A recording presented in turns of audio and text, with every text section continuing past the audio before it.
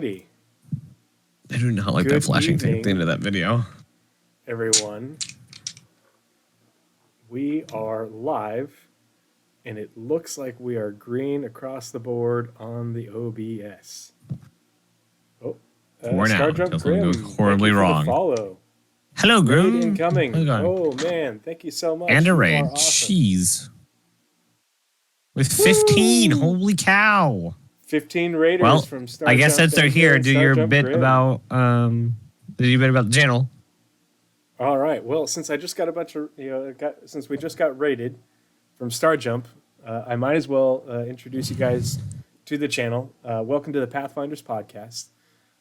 Here on the Pathfinders podcast, Nazeris and I, we are charting the way through the nebulous development that is Star Citizen.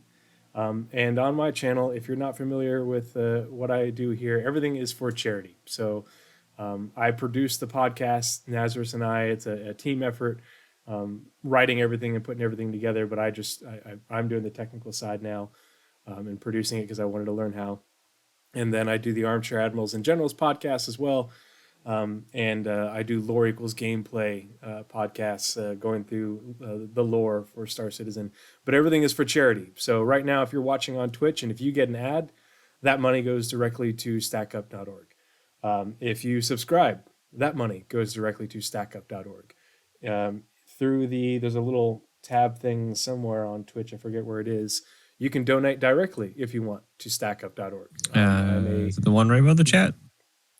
It shows up above the chat on the window thing, but like if you're using the app, I forget where it is exactly. Oh. But yeah, so if you're here watching and if you want to hang out and be a part of this, I really appreciate it, and just know that your patronage goes to a good cause, helping connect veterans with veterans and active duty service members with video games and video game communities to help combat PTSD and the separation that comes with being on active duty and being deployed. And so I'm on active duty orders right now in Texas, away from my family, and here I am, hanging out with a video gaming community, hanging out with my friend Nazeris, talking Star Citizen. So it works. Yeah, so that's what we do here. And so this evening, Nazeris and I we're going to be starting off going through the March 22nd Roadmap Roundup, as well as the ShinyTracker reports that came with it. It looks like from ShinyTracker, we got basically the last of the downstream teams, mostly the VFX teams' work added to the progress tracker for Q1, which is over. And then Nazeris has a scanner anomaly this evening on science gameplay and what we know, what we can expect, what sort of things we can take influence from, like other games, and we'll be chatting about that. Looking at what we know, but also talking about doing a little bit of theory crafting and interacting with you guys towards the end to see what your thoughts are, what you'd like to see. Yes, hey, it's Nick says, "Yay, video games and keeping people connected." Exactly. Yeah, I'm Absolutely. stuck here in my hotel room, and hanging out with Nazeris, hanging out with all of you. So and Nazeris is in North Carolina, right? I always get the two confused. Yep. And we've got people in chat from all over the United States, all over the globe. So pretty dang cool. It is a thing. Thank you for the follow, Phalanx. I appreciate it. I love how you have like 4 different announcement bots for stuff happening. You have like the Twitch announcement, which comes with the message. You have sound alerts, and you have Own 3D all doing the same job. Oh, and I don't know where the Own one is. Oh, I figured out what it is. So I got everything. I got rid of everything, but the sound alerts one, I think, back on my stream PC at home. And because I'm using the laptop, I haven't cleaned everything up off of OBS on the laptop. It's still showing up. Okay. That's funny. Ghost. That's hilarious. Thank you so much for the sub. Really appreciate it. I just got my second Twitch payout several weeks ago. I posted about it on Twitter. Obviously I'm small time, But when I do get a payout, I match that money up to $100. So I gave some of my money along with what Twitch gave me and donated it to stackup.org. And I actually have to reach up to them and get because I don't even have the goals set up on this scene. Whoops, I forgot to update that. I apologize if there are hiccups in the stream. Like I said, I'm doing this from my hotel on my laptop with a jank ass setup with hotel internet. So if there are hiccups in the stream, it's because the internet is not great. I can't the AC will kick on and make a bunch of noise, and I don't have everything set up how I'd like. But Nazeris and I are making do and persevering. So Semper Fi, North End Trooper. Let's go ahead and get started. So what I'm going to do is I'm going to transition to the other window for us to get started on the Roadmap Roundup. And I'm going to be having the Roadmap Roundup up on my laptop screen right here in front of me. And so I'll be looking over here to my left at my tablet to watch chat and make sure everything looks okay. Normally I have multiple screens and multiple computers, and it's more professional, but we're winging it. So let's see. We're going to switch to the other screen. And Roadmap Roundup. And wait for it to get caught up just so I can verify that everything looks okay. Cool. All right. Just do your thing, buddy. All right. So at the start of reading any CIG document that they give us, I like to do the header that they put in, just so we know what the purpose is from Star Citizen, from CIG of this document. So as we do every time, let's read the comments of the start. Every 2 weeks, we accompany the roadmap update with a brief explanatory note to give you insight into the decision making that led to any changes. This is part of an effort to make our communications more transparent, more specific, and more insightful for all of you who help make Star Citizen and Squadron 42 possible. With that said, let's go ahead and dive into this week's Roadmap Roundup. All right. Notable changes for March 22nd, 2023. We have exactly one card. However, it's a really big card. The following cards have been added to Alpha 319's column on the release view. Tractor beams. No. Tractor beam. Add, attach, and detach. This iteration of the tractor beam gameplay will add functionality to the tractor beam attachment of the multi-tool, allowing us to detach and attach items from ship item ports. This functionality can either be used for components, exchange, replacement, or restock rockets, or to scavenge other ships. This. I don't think me or Tree saw this one coming from a mile away.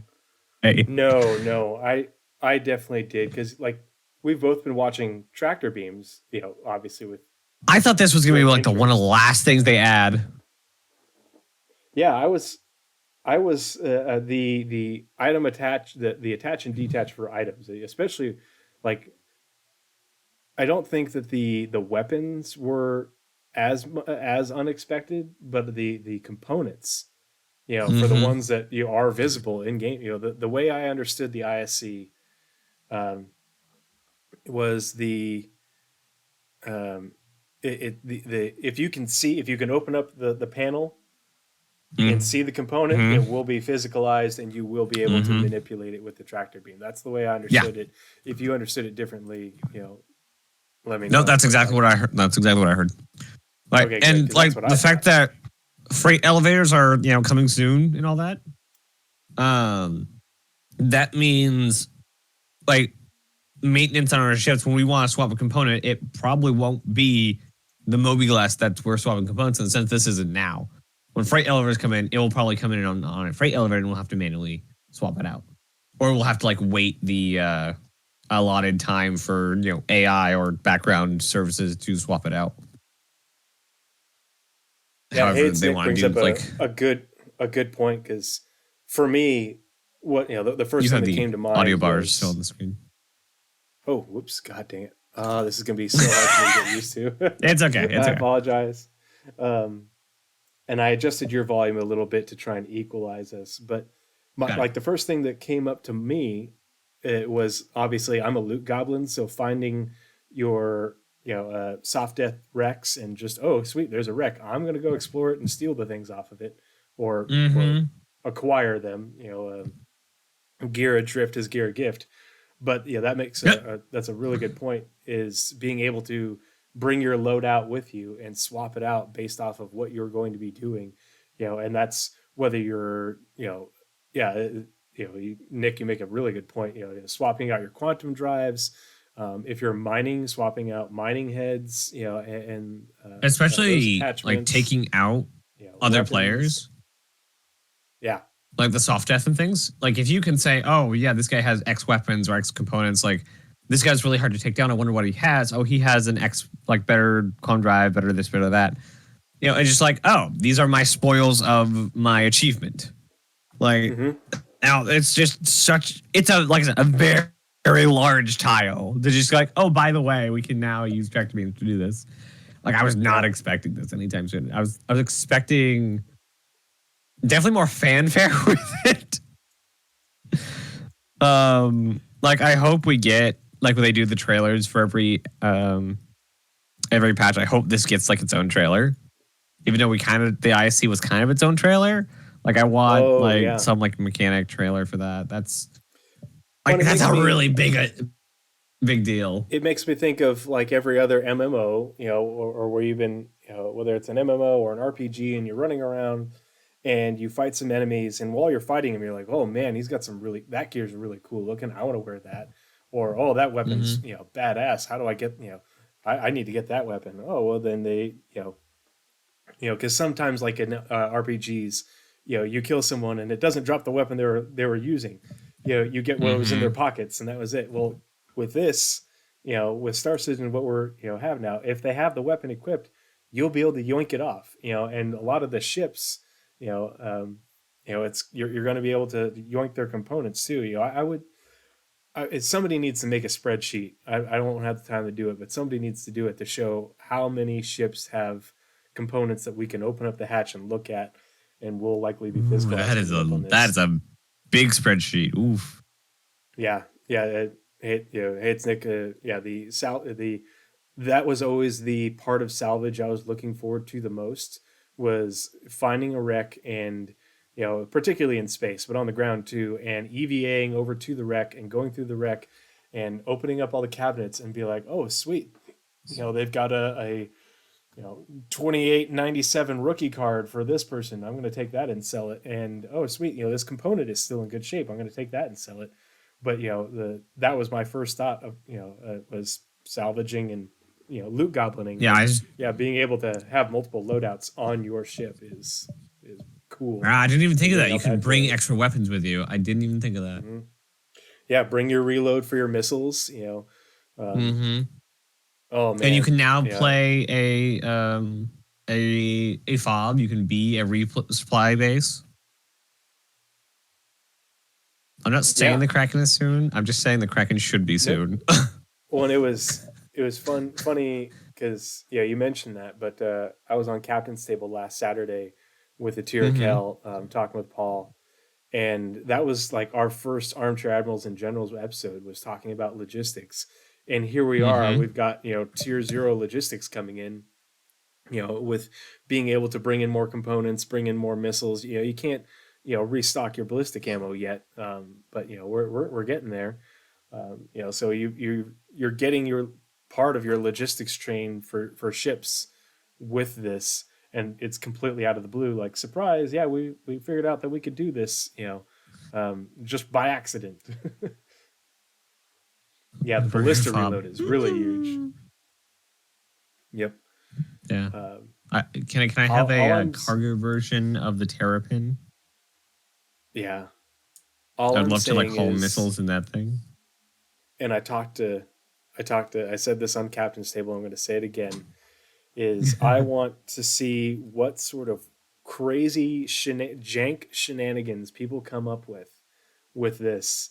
And totally, the devs are going to be like, we did not intend for that. I did not think that would do that. Like, my idea was, missiles what if I armed? can be...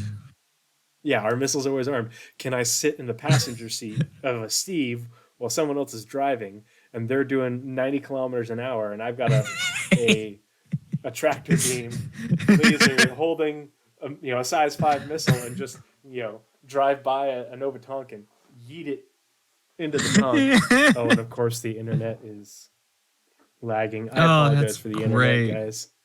The Oh upload man, is I better like on we the can like if missiles still explode, you can make a makeshift minefield yeah. just by placing missiles everywhere. It'd be really cool if you could do that. Oh no! And like if you could drop like a size 9 torpedo, near something and then just shoot it with a sniper rifle or a railgun and But yeah, there's going to be all feel like I sorts make of catapults. People are going to make catapults.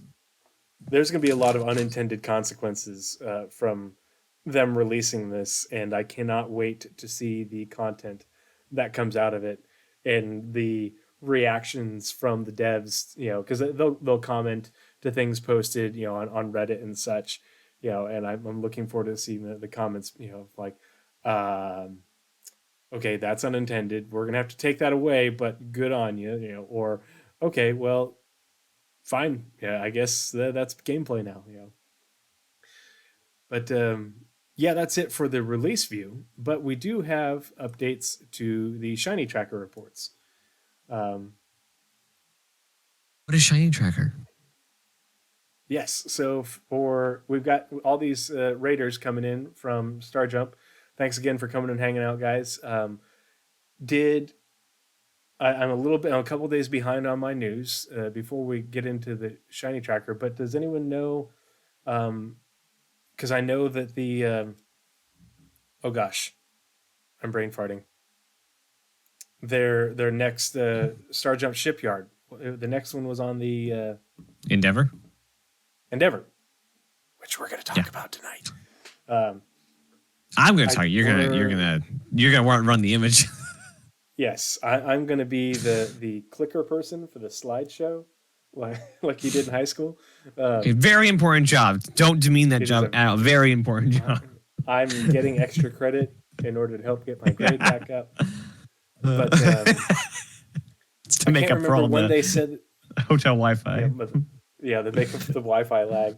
I can't remember when they said they were going to release the next shipyard video. I know it was coming up soon. If you're in chat still from I went stream Thursday, Captain Thursday. Sean Solo says it's on Thursday, so Thursday the 30th. If you haven't checked out, I'm assuming everybody from the Star Jump stream has already watched the Kraken one, but if you haven't checked out the Kraken shipyard video that they did over on their YouTube, it was really well done. I was, they always put out great content, but I was really impressed with how this turned out. Yeah. And I really liked how they specifically noted how the design was really not finished, and like there's a lot of stuff they didn't that's not known because the Kraken came in before they started doing or the Kraken was done before they started doing full interior concepts before before like being done with the concept phase. Yep. So like there's like a med bay missing and like 30 to like 60% of the ship not filled out. Yep. There's just a lot of unknowns with the Kraken.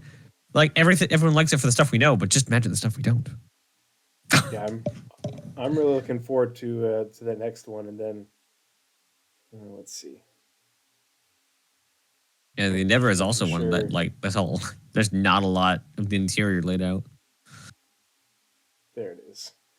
Yeah. Well, all right. Imagine when the Endeavor does go through its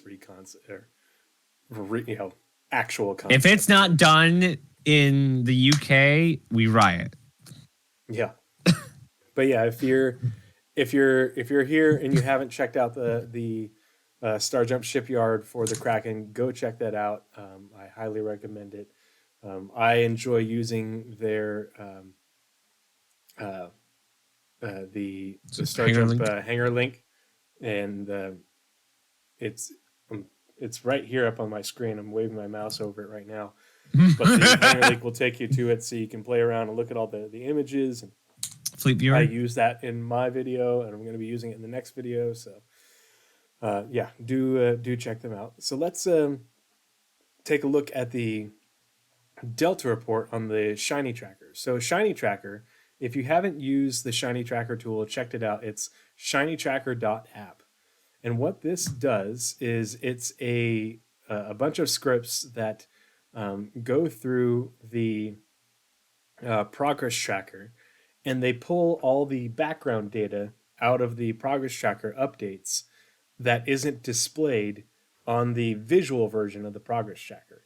So, for example, if you remember from back in the day, before they changed the roadmap and added the progress tracker, back in like 20, this is in 2020 and before, when they had things on the release view, they would have the number of tasks that they knew of that were assigned, and the number completed, or the number done towards completion. And then each update, usually a lot of times like some more tasks would get added, but more would get completed, on its way to completion. And sometimes they wouldn't get done in time, a lot of times, and things would get delayed. But people never understood, why does the number keep going up? Why are they falling behind? And it's because like during the development, you figure, as you're developing something, you find more things to do, in order to finish the actual task. And it's, just that's what research and development, and research and development does. But so that information is still in the progress tracker. The issue is the progress tracker doesn't have a visual way of representing those tasks. It doesn't have a visual way of representing the actual breaks in the sprints within a deliverable. So a lot of times a team will work on a deliverable for a number of weeks, sometimes months, and then they'll stop working on it, and then they'll have more work added, or multiple teams will. And it'll look like a deliverable has been worked on for X amount of weeks, 100 weeks, 60 weeks, something like that. When in reality, the actual number of weeks that it was worked on is just dramatically less, but it's a collection of multiple smaller sprints. And sometimes each of those little sprints are broken up into even smaller sprints, but the progress tracker can't show these breaks. It isn't designed that way. That is a feature that isn't included in how the code is written on the website. And now it's a thing that they want to do. It's something that Jake has been asking for, since the onset of the progress tracker. But it's a matter of, do they take devs from Turbulent who are rebuilding the website into something that's more user friendly, and works better? Do they take them off of that to work on the progress tracker? Eventually they'll get to it, but the redoing the website and updating the website is of a higher priority than adding more features to the progress tracker set. So eventually we're going to get there. But for now, Like not we letting have people ShinyTracker. buy a ship without his game package. Mm-hmm. That is the biggest gripe I have with the website right now. Yeah. Well, and like Shiny Hobo, who is in my Discord, and he's really good about answering questions. He's also in the Astropub Discord. Mm-hmm. He is the guy who built it, and he's actually building another tool that will visually display the things on the progress tracker with the gaps and allow you to go back and search things retrospectively, I guess you'd say, to sort of get a historical. Cool. Yeah. The way he explained it to me, or he, she, I always forget. I apologize. The way they explained it to me was that they were building it is it would allow for you to get a better historical view of the work done on something. Smithy Joe Bob, better welcome. stocking devs. Yeah, better stocking devs. With that all laid out, we have 12 modifications, 1 removal, and 0 additions. But there is a caveat. Please note that not all removals are intentional. There is currently a bug with how time is entered on the progress tracker that can cause deliverables to disappear. The reason I read that is because we have a disappearance, we have a removal of an unannounced vehicle. And we were talking about this. I hadn't read that disclaimer up at the top before. We were talking about this before the podcast. It's a vehicle. It's an unannounced vehicle. Now, I thought, oh, there's one removed because we got the whole tractor beam thing. But that's not a vehicle. So I'm pretty sure that the vehicle team was one of the teams that Shiny Hobo said that they have a mismatch. So basically, it depended. Their schedules are dependent on their lead of each team. So if a vehicle team wants to schedule their team every week and the other vehicle team wants to schedule theirs every 2 weeks, there's a mismatch in schedules. And the progress tracker has no way of actually fixing that on its side. So when the progress tracker is built for I think it's a 2 week, the 2 week schedule. And if they don't do a 2 week schedule, so let's say they do a each week schedule update for their team, every other week that progress track or that tile will drop off the roadmap because the progress tracker has no way of reconciling that schedule to show it. So I'm not saying that's what happened. That's just possible. Yeah. Yeah. Jake has explained it to us where there are teams that they schedule their sprints based off of different lengths of time, and they're like the different teams sometimes within the same skill set, mission set, whatever you want to call it, will be like this one will schedule their sprints at 4 week intervals, and this one will be 9 week intervals, or it'll be like a number of days, like 20 days versus 3 weeks or whatever. And it makes it really hard for Jake to take all this information and put it into the progress tracker so that it shows up right. And the progress tracker has had bugs before. We did a scanner anomaly on a bug that I found out, I figured out and reported to Jake, and Jake. It took Jake a couple months to work with the people who built the progress tracker in order to get it fixed. And I don't even know if it's been fixed completely, but it was it was mostly with ships where they're being removed and put back on and removed, put back on, at weird intervals with progress tracker updates because of the way that the team's schedules work and how their project managers work out their schedules. So, yeah. Weird. Yeah, it's definitely. I forgot the words I was going to say. Oh, it's a great problem to have because it is a symptom of how open they are for their teams and their team's leadership. They're not restricting their teams. You must have this style of schedule. You must have your devs do this much work in X amount of time. They keep it very open. Like, you're the lead. You schedule your own team. We just need you to check in, X work per year or per sprint or whatever. They have vague deadlines so that they let their teams work how they need to work.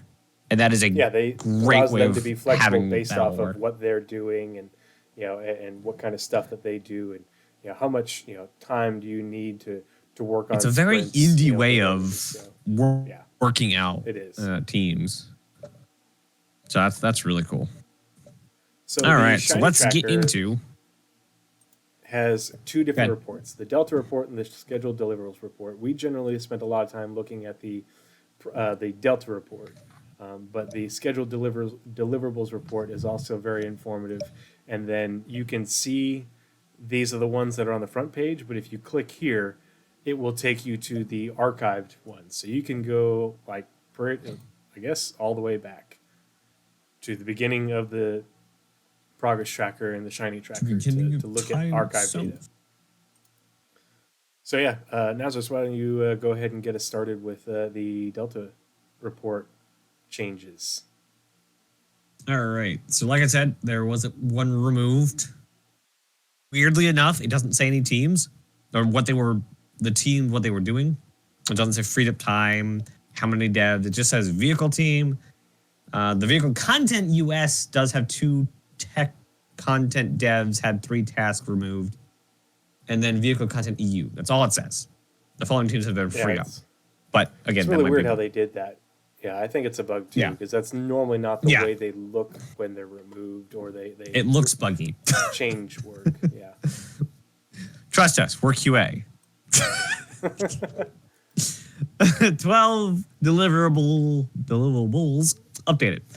First one being cave archetypes. Now, a lot of these, almost all of these, almost exclusively every deliverable on this thing is VFX related. So, cave archetypes VFX team added 13 days of work, X1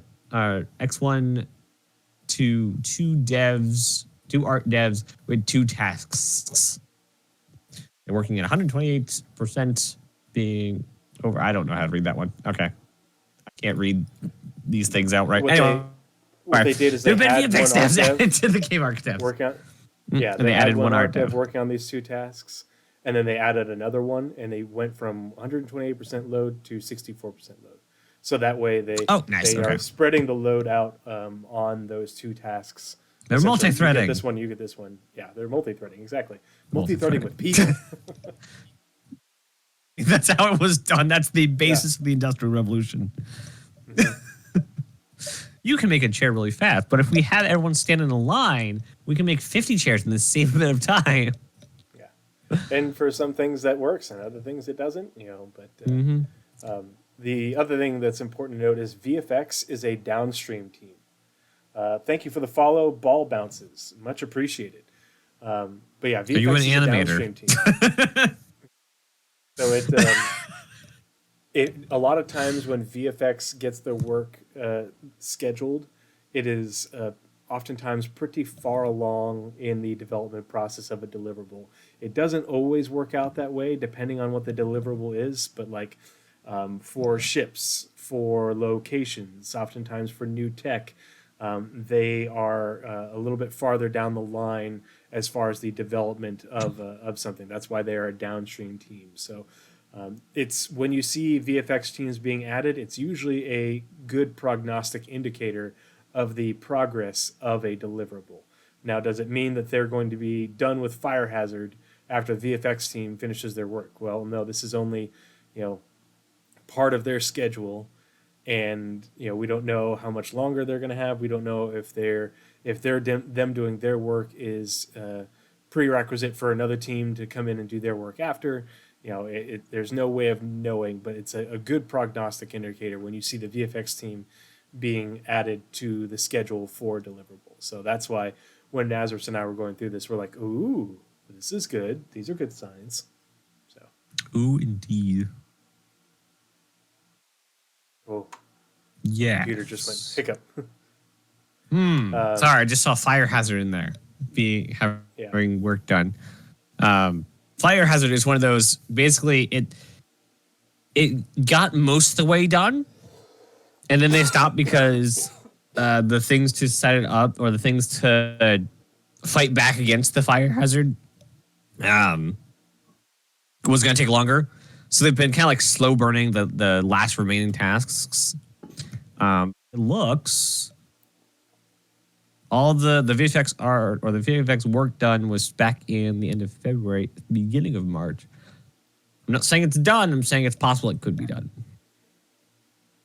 It shows that they're pretty far along with it, and they did all that VFX work. They've been continuing to work on it, and it's interesting because it was the VFX team, but with tech, your camera tech content dev.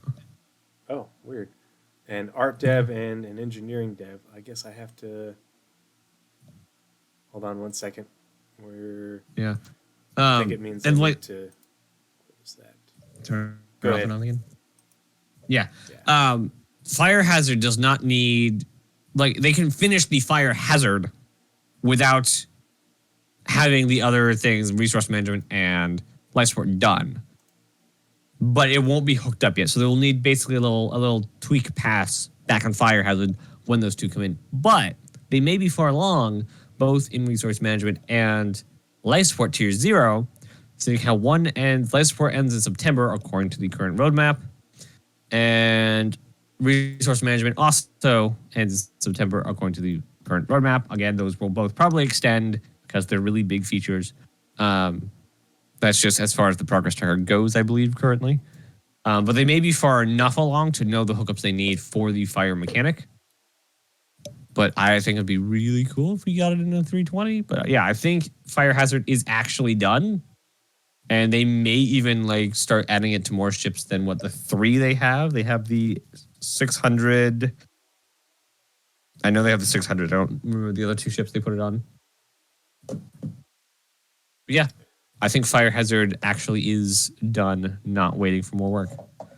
Well, and it's just waiting for it makes sense that they've been gameplay. doing the VFX work to finish it up because of what they showed us at CitizenCon, where you know they were working on that stuff in order to be able to, you know, turn off power, you know, as part of the resource network, you know, to vent a room with life support, and all that. So, the question, the good thing is ships have been built this way for a long time. And so we don't know to what extent it will be added to how many of the ships that are already in game, you know, and how systemic it is. But it will, you know, I imagine based off the way they've been describing things, you know, it isn't going to be we're only releasing it for 2 ships when it comes online. I think it's going to be part of a more holistic system, and that, you know, as they're going through this work, they'll probably taking time with the sprints, the miscellaneous and the tech debt sprints, bug fixing sprints, you know, that they do in order to bring other ships up to, up to snuff to utilize this new tech. Charge and drain, VFX work. We haven't heard anything about that in a long time, but so I'm looking forward to hearing what they're doing with that. What that even is. Like, what is I want to charge say and that drain? was like energy drain. Here, let's pull it up on the progress tracker. But we have charging weapons. What is it? The snipers charge, don't they? The energy zappy thing. I think it's charge? Like charging and draining, like your battery packs for like the battery packs things. For the plugging into a charger kind of charge. Yep. So all backend tasks related to creating the first pass of the charge drain power feature that will be used in future location and mission updates. Oh, that's much bigger than I thought it was. For some reason, I thought it was like the time it took to charge up a weapon. I don't know why I'm this dense. No, that's like the battery. That's a base battery feature for like the power grid. Yeah, that is actually kind of huge. Because that will work into the resource manager.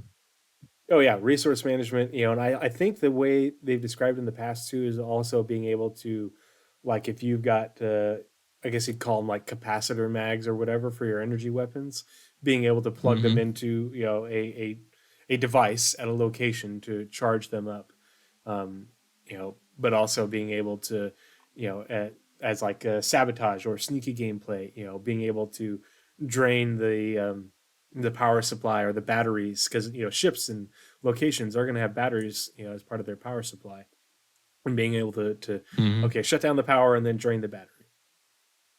Yeah, no, that's actually much bigger than I thought it was.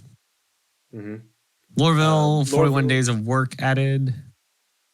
That's good, and they did just say that they're like just, you know, they're finishing. They just had their go no go, like it's ahead of schedule. From that to SCL, Miss Cole C, everybody's favorite, the one that so many people who watch this podcast. Yeah, it was Montreal. Montreal doing Montreal things. Pardon me. I'm coughing because I ran before the podcast, so I'm a little bit dry. So I slept. Miss Cole C getting downstream work done with VFX, you know, and really they're just polishing the shit out of this, you know, until it's, you know, god dang perfect, you know, while they're waiting for. They're just keeping it at the current standard. Factor and the nuclear experience one is interesting too. So while I was running today, I was listening to the Captain's Table podcast with it was Digital something, I forget what his name was, and Space Coder. talked about the new player Okay, yeah. experience. And with the new player experience, and I think there's been a lot of miscommunication, misunderstanding from what they have said in like ISCs, SCLs, and the monthly reports, as well as here. So, an initiative for improving the initial first 30 minutes gameplay experience, which will help players understand the context of the world and introducing them to some of Star Citizen's basic features. This will include updates, and this is the part that everybody seems to miss. This will include updates to landing zones, spaceports, habs, shops, and more.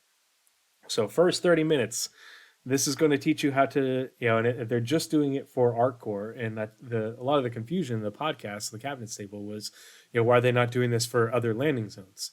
How does Star Citizen build anything or do anything? They do the first version.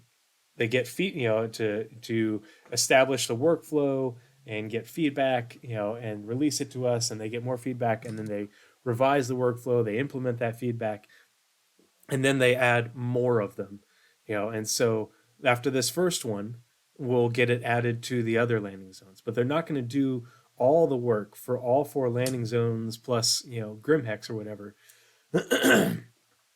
without getting the feedback from the players, without putting it to the test. They do a limited release, so that way they're not wasting a whole bunch of time and effort building something that they have to go back and change across the board. If they just do it on one location first, and then the other ones after, once you've got it nailed down. So they're doing this for ArtCore and by Genie Point, and basically they're just going to get a workflow for showing new players how to navigate a landing zone, how to get to the shops and how to use the shops, how to use their inventory, how to get to the how to use the tram system and get to locations. Read signage, get to the spaceport, get your ship out, fly it out of the hangar without crashing, and get up to the space station, request a landing zone, and land there safely. And that's, to me, the extent of it.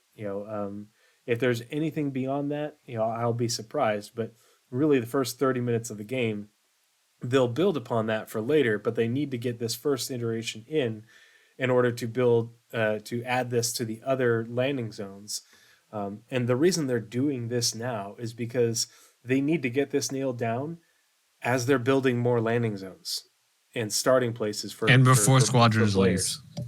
Yeah, and before Squadron and all that, but they have to get this portion of the new player experience done. A lot of the other stuff, and there's a lot of back and forth about, why are they doing this now? Things are going to change. All of the things that are included in this description have not hardly changed in years.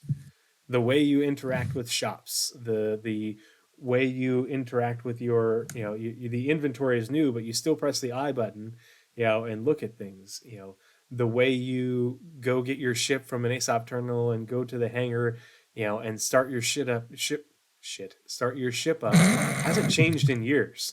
And if they do it right, where maybe there's voiceovers, but the voiceovers don't say the hotkey.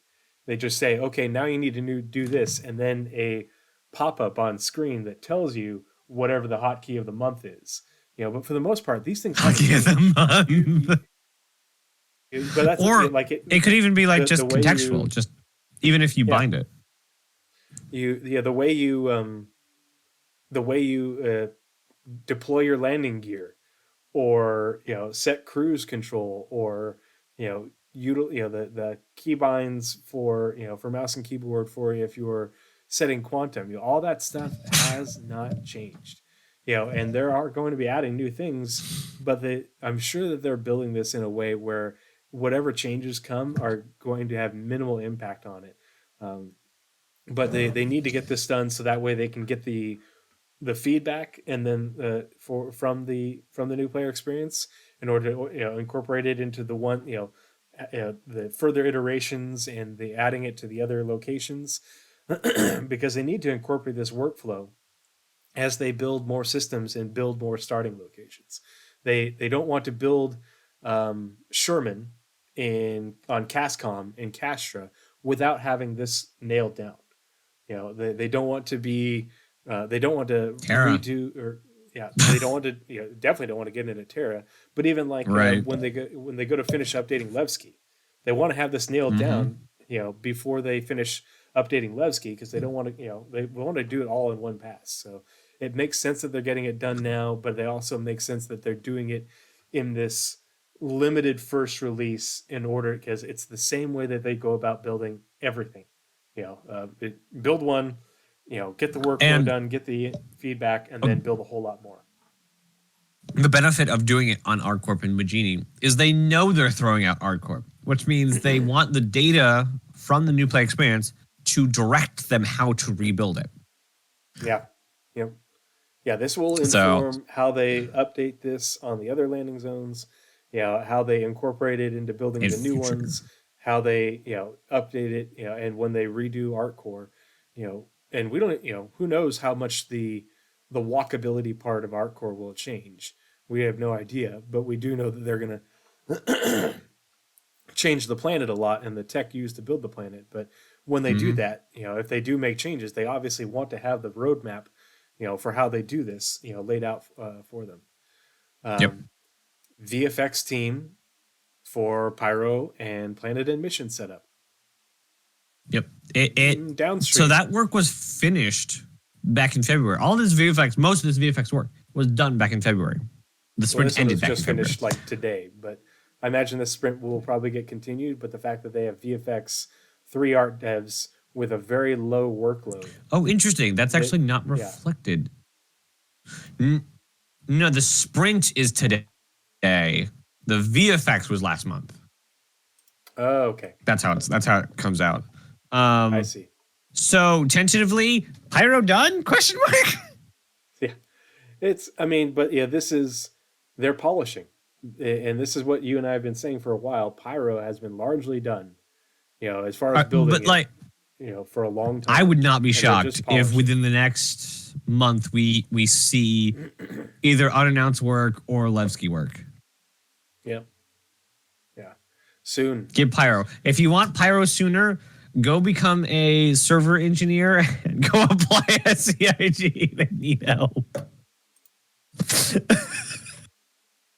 Smithy has like server work, server experience. Go help them. I don't know if you have any Shibata. Just become a network engineer and go help them out. Oh man. So quantum travel experience, VFX, thank God they're working on that. I can't wait till that's updated. I just want it not to lag when entering and exiting. That's all I want. I think that's gonna be a big part of it too. Because it does that on my computer at home, and it's like really. It does it on 3090, quantum computer Threadripper, or whatever, like the top CPU of the week is. Like, it is not a graphics or CPU problem. It is a Star Citizen problem. Yeah. It just tries to do so much at the initialization of quantum travel that it just everything stops. And also the engine isn't built for multi-threading. So this is interesting. Oh, that's great. RSI links added to the 319 release window. Yes. When was that added? Didn't they announce that already? That was the last progress tracker. Was it? Yes. I don't know. I don't remember that. I'm going back. Hold on. It's fine. Got this. We all have those things. I got this. Yeah. Our site links March 8th. A little more there. Okay. I just forgot. I brain farted. So picture just now popped up on the Delta report though. Or maybe it was added to the release view, but they didn't change. Yeah. Or maybe they all they did was they updated the. I think probably what they did is they just now updated the description on the progress tracker to say release for 319. It might not have said that before. Because it doesn't say the tile was added. The tile was there because this is updated tiles. It just says added to the 319 release window. Okay. Salvage vehicle. Another very that. VFX also VFX work. Assigned. And the sprint ends at 328, which is, today.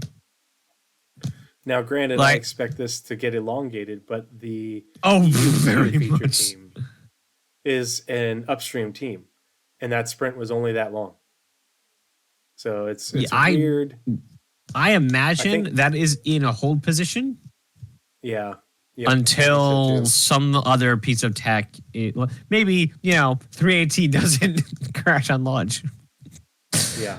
Whatever it is that they have as requirements from other people, I imagine that vehicle munching, which is the ability to cut up a ship and feed it into the grinder in the reclaimer, I imagine that is not a ton of work, but also work that needs more work than 5 weeks or 11 weeks. So it sounds bigger than 11 weeks of work. If they got it done in 7 weeks of work, I'd be shocked. Absolutely shocked. No, that's gonna be a long, long thing. Because that's like their last big thing for salvage. Now that we want that and siphoning. Yeah, they might have had to get certain tasks done in order for someone else on a related deliverable to continue work on theirs on their end. A unannounced vehicle, and this is a single unannounced vehicle. So let's open this one. A single unannounced vehicle had all these teams assigned, and the sprints updated for it. So let's look at this unannounced vehicle. So when that is a new concept ship. Yep, this is a new concept ship. Had a vehicle concept phase continuing. So not very long sprints. So probably not something huge. Probably something fairly small and simple. Unless it's something that they had already started developing. You may be right on that one. Shimpost actually has a really good bet. The furry. Well, I mean, it depends. Those are really short sprints. To me, this is a variant. They can do MISC ships pretty quick. It's like most MISC stuff is kit bash at this point, just like Drake ships. Well, I mean, if the Fury is a MISC fighter, I feel like that's going to be a lot different than the other MISC ships that we have. Certain things might be similar, but I don't think it's going to be as same as the other MISC ships. Makes sense. Unless it's it takes more from the Razor or something, but even then, I mean, the vehicle concept on it was. Well, it's the vehicle concept phase is still ongoing. Right. Yeah, it's a weird looking deliverable. The way the sprints are arranged. Stops in April, so when did it start? August? Yeah, it's a 37-week concept. Full time, one artist. So it could be it could be anything. It could be now. If we know the name of it, if they've said the name of it, it's not unannounced. Yep, and the links is up there. The MISC Furry Fury. I prefer Furry because we haven't heard about it and it makes people upset. Anyway, not been officially announced. So, even the Titan is going to be not a unannounced when it's on the progress tracker because we know about it. They're not going to hide. Jake has said time and again, if we know the name of it, it is not an unannounced. Yep. The only reason we know the furry is because it has been leaked by the great and powerful SCL. Night Cobb, what's going on, buddy? Vehicle tractor beams. Hooray, VFX team getting added. And, oops, I opened that twice. So there's the VFX sprint right there. Still getting worked on by the EUPU team. That work that is on here has been evident in the monthly reports. Let's see. So today's the 28th. So we should have a monthly report next Wednesday. We should have both monthly reports. So looking forward to reading those. Yeah, Night Cobb, I totally feel you. It's a this course that I'm in is a good course. It's a good refresher, but it's all classroom for the first month, and so it's yeah, and studying, of course. And I got my second shooting one. Alrighty. Racking up achievements. That's it for the Delta report. Let's see. Is there anything we want to look at on the scheduled deliverables? So, what the scheduled deliverables report is it shows you can look at any one of these deliverables, and it will. These are the things that are being worked on, and so you can see that here is where they are in a given sprint. And this is the representation, the visual representation of that information that's in the background that we were talking about earlier. This is how Shiny Hobo is able to represent it. He's working on a better visual representation, but something that doesn't do or doesn't rely on ASCII. Yeah, because obviously this is kind of hard to notate on. It's really just a good visual representation. But you can see these asteroid facilities. Oh my God, I'm so excited! Actively being worked on right now. But you can see how there are 3 art devs working on 13 tasks from EU Sandbox 1. But they work on it, and then there's a little break, and then they work on it, little break, work on it, little break. And these are breaks that are just populated this way because of the way the schedule is. But let's see if we can find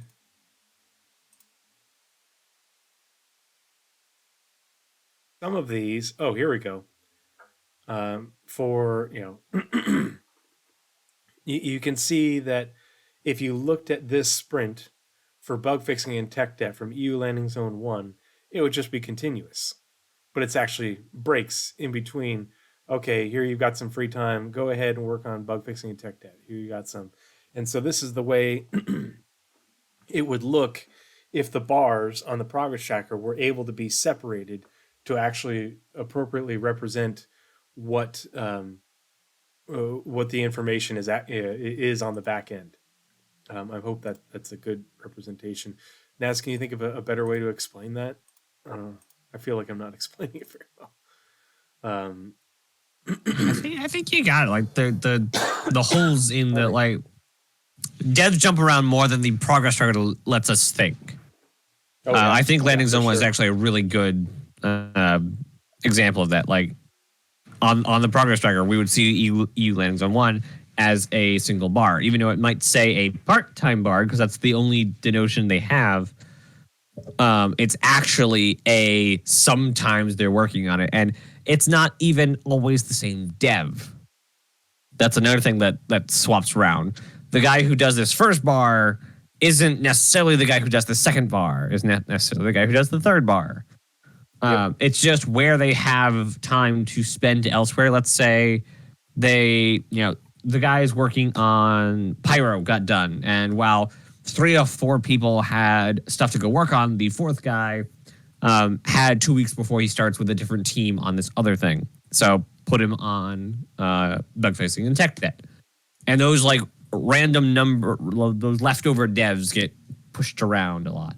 So you don't have to take an entire team and say, you have to spend 100% of this amount of devs on every task you do. That means that you're going to have devs doing, spending a week on light placement. Like environment devs spending a week on a light placement or something. It's something they can be done in like an hour or so, depending on the task. I'm just using it as an example. So yeah, the progress tracker is hilariously simplistic, and it was designed that way for people who don't like to read.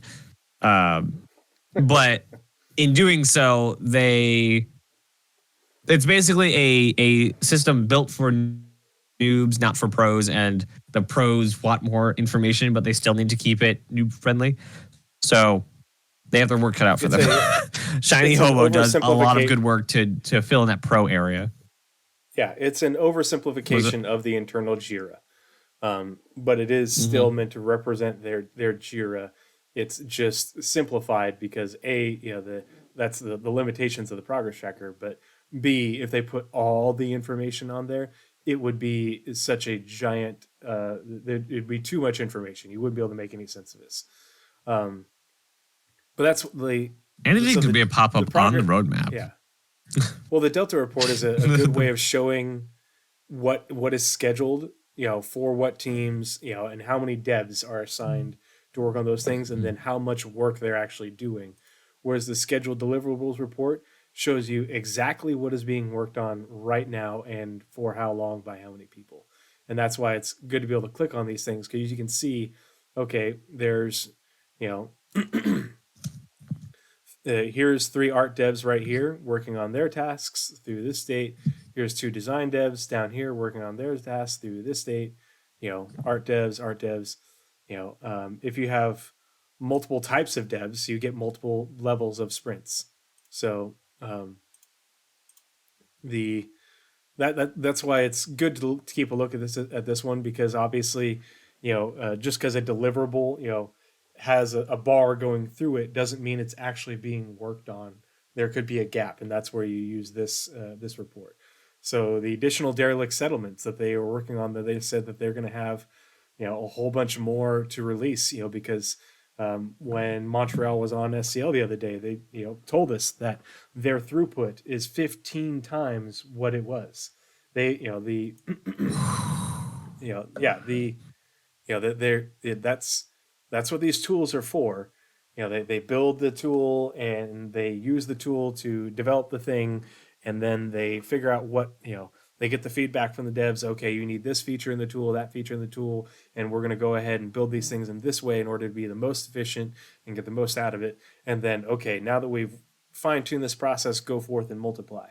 Okay, now they're going forth and multiplying, and instead of getting one derelict settlement like Ghost Hollow or the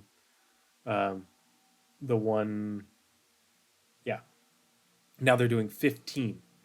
And that Ghost Hollow one, took them, how many months did they say? It took them like 3 months to make it, and now they're doing 15 in the same amount something like of time. that. Yeah. And Whew. that is 15 using different ships, different And that's overlays, the different pieces, and each one is that is the added to equation. that library.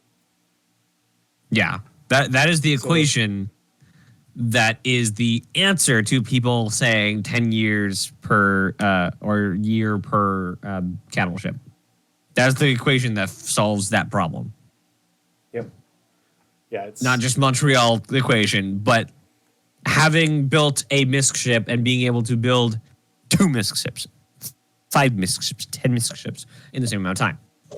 So as we get, like, Drake ships can come out instantly almost.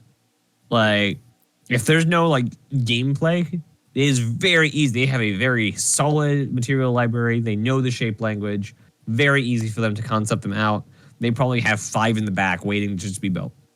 Because they know exactly what Drake is. Yep. So additional derelict settlements being worked on right now. We'll be seeing those in the not too distant future.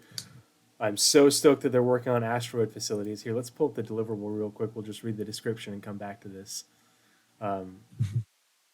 Because asteroid facilities are going to be made using the procedural locations tool, just like UGFs, just like the caves, just like the derelict settlements. That's what all this is for.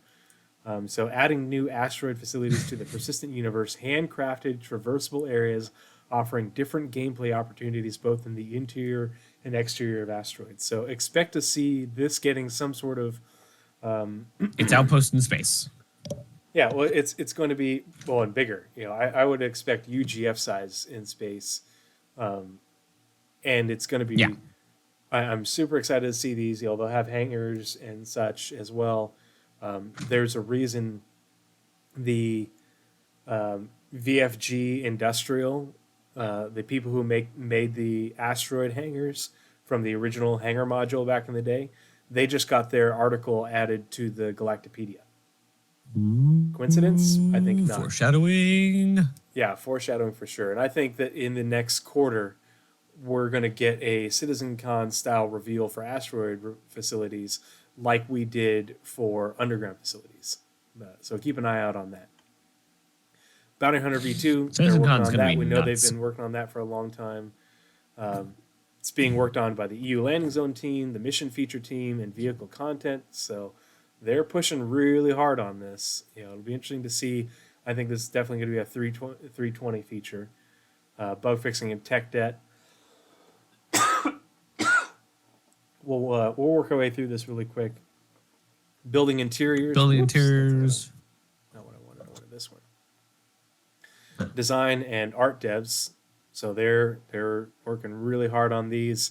I would actually be from absolutely concept shocked if we get anything about this in game this year. So, oh yeah, I don't think it'll be this year, but the when they did that video back in, what was it, January, and they said they're getting started, like they're working on the white box for it right now. For the building. It's on the edge of possible, but I would still be shocked. Even if it's like the final like 4.0, well, 4.0 Eve Arcadi or whatever gets out this year, if it gets out this year, I would still be shocked. Even if it's like the first patch of next year, I'd still be shocked. Yeah, because this is not a small task. Interiors. No, I don't. I think we'll see like the first one, like, or the first, how they did with the derelict settlements, or the derelict settlements, the derelict outposts, caves, the derelict outposts, where we got 5.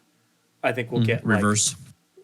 Like 5, or same with rivers. I think we'll get like 5 buildings, like one we'll get, or like one building at Art Core, one building at at each planet with the interior styles that they use, the style guide, and then they'll expand it to more after that, and they'll be, because you and I talked about this when we did our Spectrum Pulse on the Road to 100 Star Systems.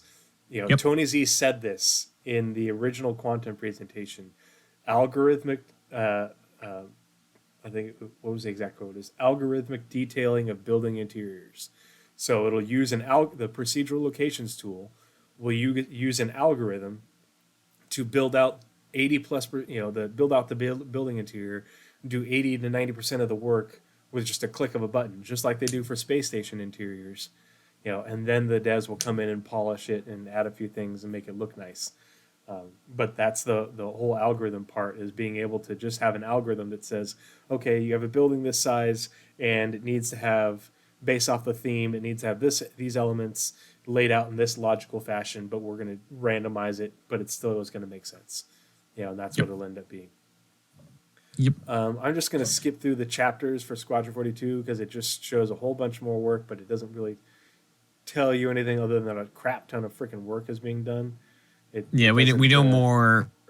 The monthly reports tell us more, and basically we're in a hold position right now with Squadron work, just waiting for the announcement that we're in the year of advertising for it, which I still am hopeful for the CitizenCon to actually say that.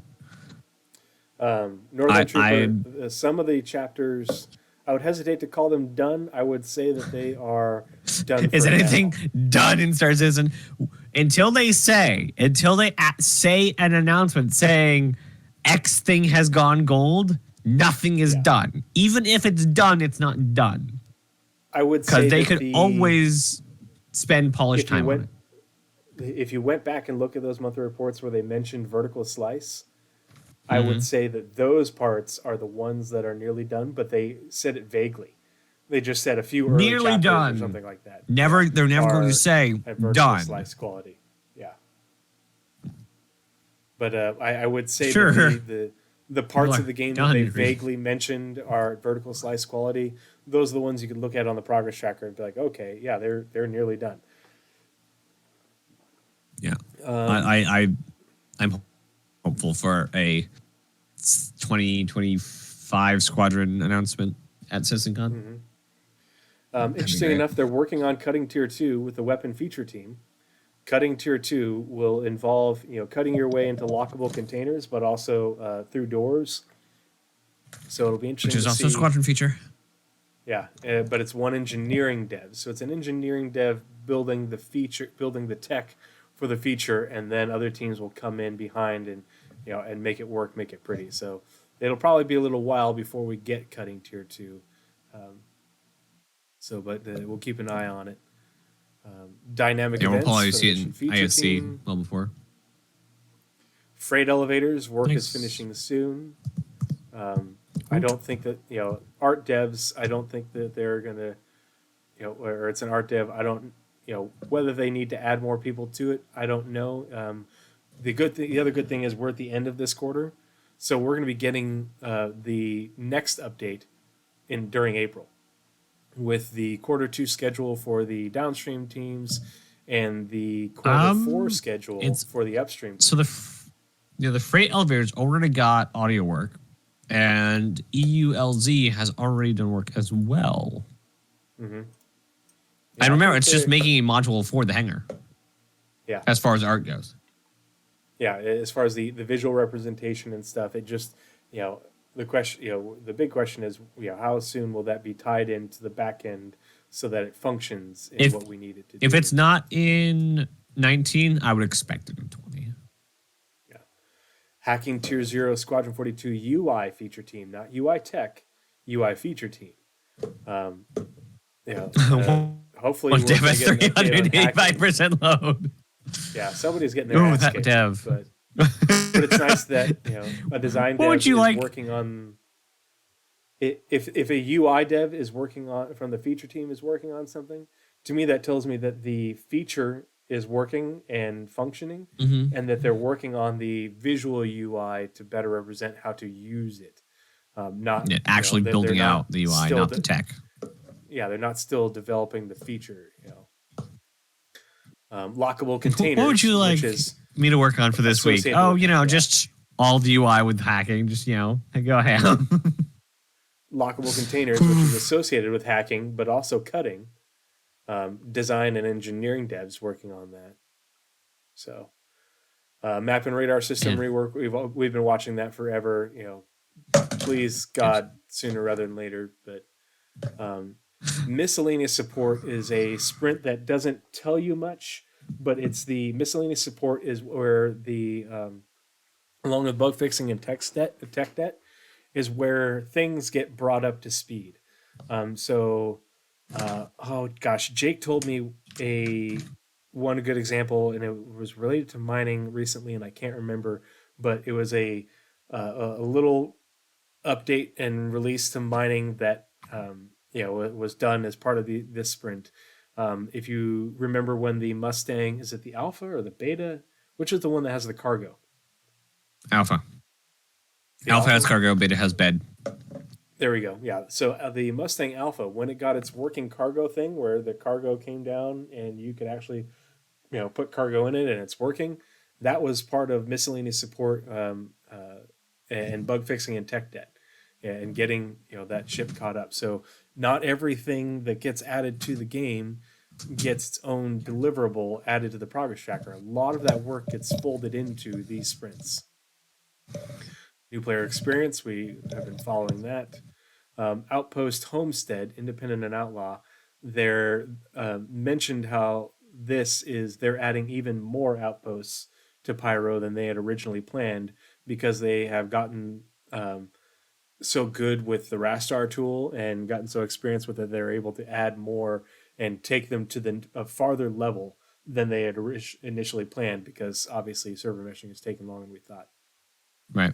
And also they get to spend time on the modules to prepare a little bit more for player using Rastar and the outposts. Mm-hmm. Have feedback into that tool is what will help prepare it for us being able to use it in the future. Not going to pay attention to that because that doesn't tell us anything. But the PES and server meshing task force is hard at work on getting PES up to snuff and working on server meshing. Persistent Hangar is being worked on by the gameplay feature team to design devs. And so that's interesting to see. Gameplay feature, if I remember correctly, they're an upstream team. So we'll see if does this have? Yeah, so this has landing zone work for Q3, and so if the landing zone team is going to be working on it, I think that is where those will be getting integrated into the landing zones. The new. Do you think we're getting? Ooh. I think that's going to be 4.0. I think it'll be 320. We'll see who wins. Yeah.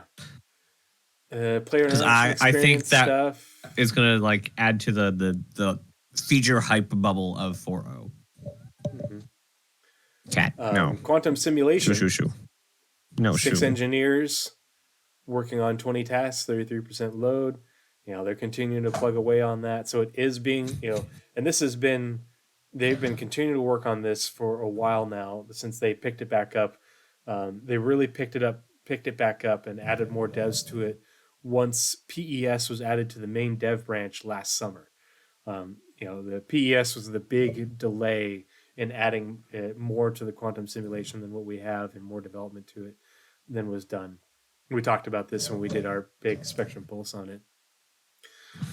Resource management. And on buildings. Yep. Or planets. There we go. No. You sit down. Let's see. Resource management. Yep, working. Anyway, this is underground facilities, Montreal Sandbox and EU Sandbox are both working on it. They did talk about that in SCL, how they were both, they had teams from Montreal back in the UK working with them, to figure out their workflow and get their design, get everything locked down as they go into full production and go from white box to gray. So lots of really great work going on, and it's really good to keep track of it. But I think that's it for the Roadmap Roundup and ShinyTracker reports, unless you have something else that you wanted to take a look at. No, I think we covered everything. Alrighty. So that is the first half of the show. And I just want to say thank you to everyone who is still with us, hanging out in chat and watching. And now we are going to transition into our scanner anomaly for the evening, courtesy of Nazeris. So if you are new to the podcast, we do two primary dedicated segments. Scanner anomalies, being on the theme of, we're Pathfinders and we're charting the way through all the nebulous information surrounding Star Citizen and its development. A scanner anomaly is, there is something that's being developed or something that is going to eventually be developed that is nebulous, that doesn't, the information isn't well understood, or it isn't out there and, as available to the masses, and so a lot of times, Naz or I will run into things where we're like, you know what, that's really interesting. I didn't know that, or, I didn't realize this, and I think I should share this information that I found, or help share, it shed some more light on information that probably isn't as, as much read or well known. When we do our spectrum, and those are individual things. Like this is Nazeris' scanner anomaly. This is his research and his work. Last week's was mine.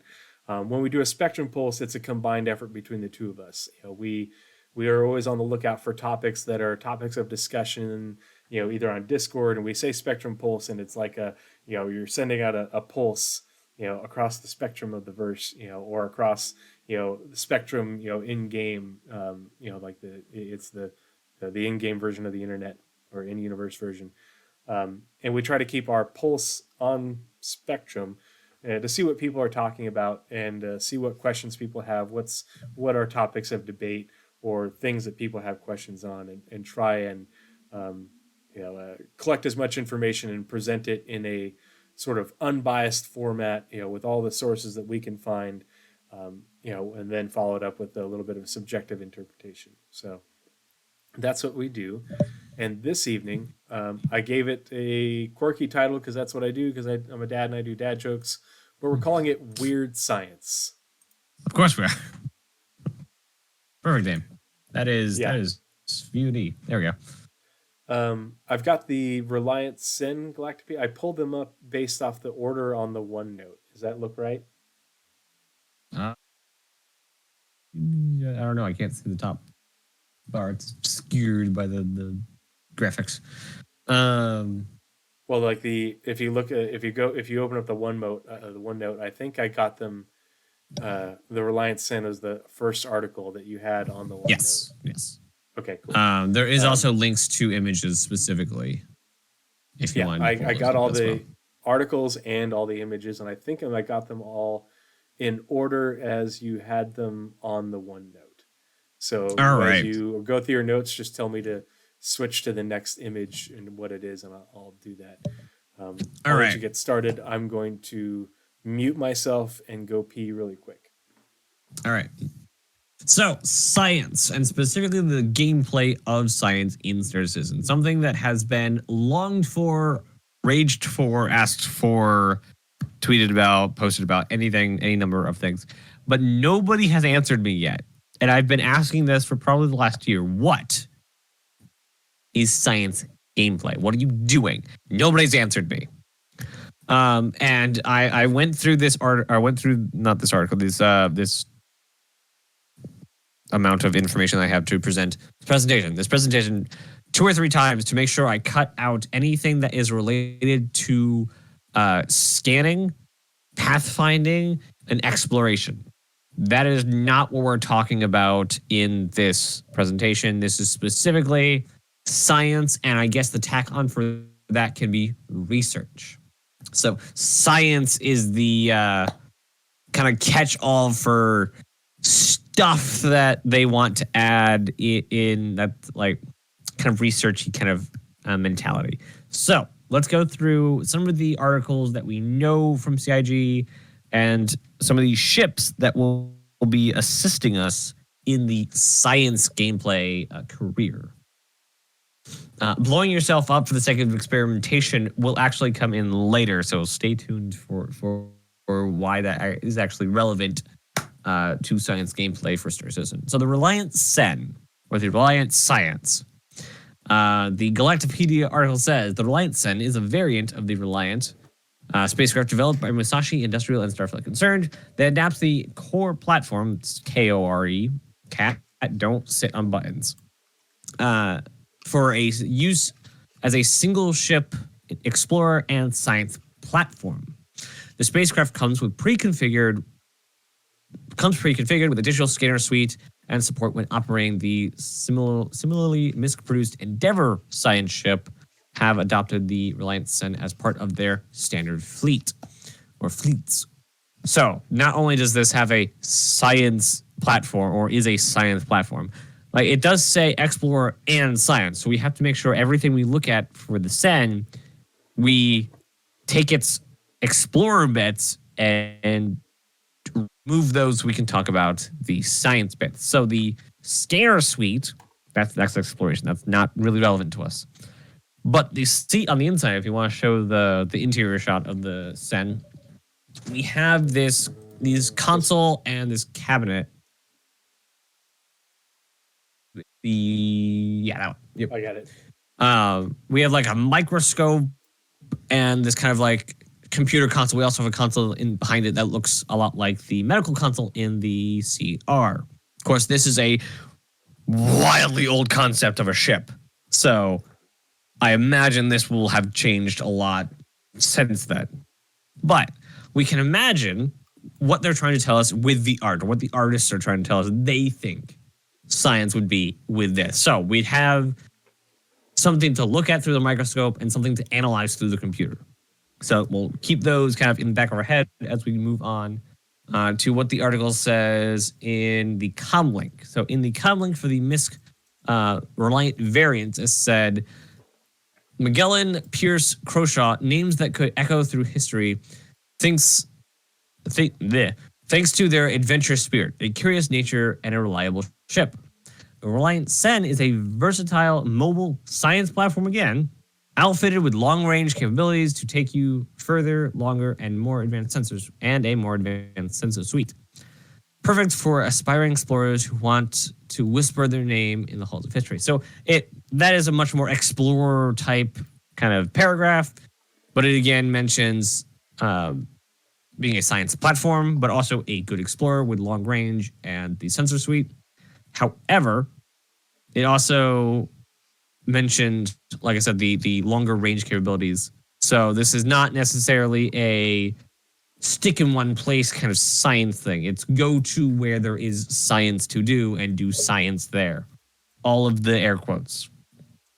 That sounds like homework. Oh no. So moving on from the Sen, Tree actually found something. I swear I knew about this, but I didn't front of brain know about this. Back of brain knew what this was.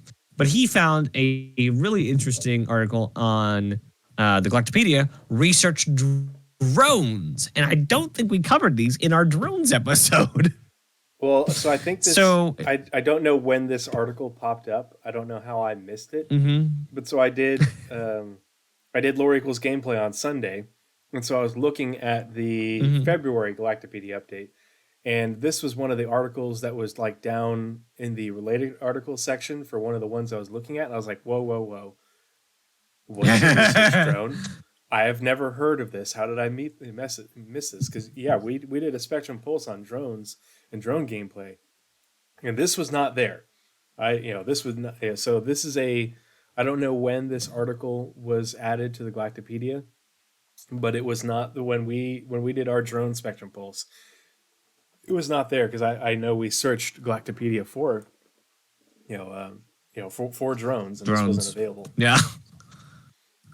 Yeah. So if you want to pull up the drone image while I talk about read the paragraph or the thing on drones. Sure. The article says research drones are automated, self-propelled devices that can be remotely controlled through dangerous and otherwise inhospitable environments. They can also be used to collect hazardous materials and perform limited on-the-spot computer analysis. Drone operators with enough clearance from the UEE, or the United Empire Earth Government, can use research drones in systems protected by the Fair Chance Act. This is a major idea of what they think science gameplay is going to be. They line up several possibilities of gameplay, actual just straight up gameplay. So you're piloting a drone in inhospitable places, so basically places you can't go but robots can. You are collecting things that you are going to later perform analyses on, and you can even do some technically exploratory work, but in Fair Chance Act systems. So it's much more, that kind of exploration is more like a social exploration, which does fall under science, in my opinion. Whereas we're keeping scanning, surveying, and looking for new star systems in its own category, even though they technically would fall under the bigger umbrella of sciences. So that's just how we're going to frame the presentation for today. The example that I thought of is today's Galactopedia update included the Genesis system, and it's I think it's Genesis 2. The Genesis system is a developing system. Genesis 2, I think it is, has 2 sentient species on it, and these 2 sentient species are actually like in a war, because they're like a developing species. They're like like caveman level, I guess, but they have. As the sea-dwelling species has started to come up on land, it has sparked a conflict between them and the dominant land-based species.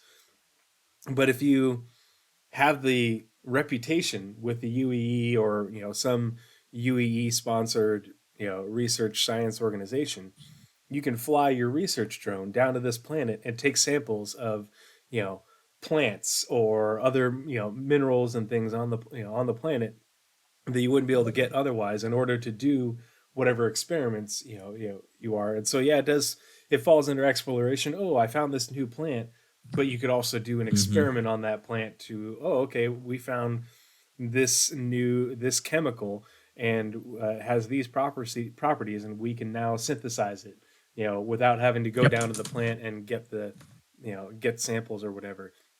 Or we can now clone this plant and plant it somewhere else in order to produce it for whatever. And because when you you told me you're doing science gameplay, for your scanner anomaly. And then I saw this research drone on Sunday, and I was like, "Holy crap! This fits perfectly." And I'd never seen it, never heard of it. How did I miss this? And yeah, so I thought, and then of course Genesis popped up today, and I was like, "Oh, this is so serendipitous. This is really cool." Absolutely. You just have to watch out for the sentient species on Genesis. Them throwing spears and rocks and stuff at your drone. It's probably going to be expensive, and it might not be covered. Ghostman makes a really good point with crashing a drone and later the drone becomes their god. The reason Fair Chance Act planets are behind the UE is so that doesn't happen. The chances that you get enough reputation to do science on these planets legally, and you are bad enough to crash your drone in somewhere they'll find it, that's why the whole gate exists, is so you're not that bad at piloting a drone before you do. You need to have a reputation with the UE to make sure that you're not going to interfere with the species. Prime directive here applies. And moving on to everyone's favorite science vessel, the Endeavor. Specifically, currently, we'll talk about the Discovery module first. This one is actually a bit of a paragraph, or several paragraphs. The Discovery module, yes. Design notes? The Discovery module, Design, Science, and the Endeavor. Let's see. Maybe design notes? It is design notes. All right. So Discovery module. There we go. Okay. Yep. All right. The Discovery module is geared towards the aspiring astronomer. It contains a powerful 16-meter telescope mounted on a rotatable base that is capable of scanning the heavens in infrared, visible, and gamma spectra, as well as a dual injection port for an array of long-range probes. Windward comets asteroid fields rich in valuable ores, detect ships worth a fortune to a salvager, and primordial black holes that are the holy grail of scientific research. Are just a few things that a patient observer might eventually discover. Detection of something that interests typically consists of selecting an area of the sky and slowly searching for anomalies. I think that's something about the podcast. An object that appears to be nothing more than another in a dense sea of stars might eventually reveal itself to be something different via its ever so gradual motion against the static backdrop. Alternatively, an object might emit a radiation signature that suggests something out of the ordinary. Or in the case of a large field of asteroids, its most detectable aspect might be the fact that it blocks a portion of the background star's radiation, which might be noticed by the stars twinkling. It imparts upon light from that particular star. Increasing the magnification of the telescope can often help us ascertain what an object might be, if not always what it definitely is. There we go. I can read words. Such adjustments, however, take several seconds to perform. And additionally, any increase in magnification amplifies a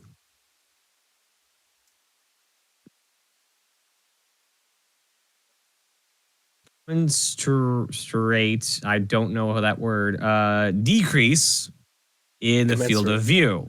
Commensurate decrease in the field of view. I not run into that word very much. I know that's a word, I've just not run into it much.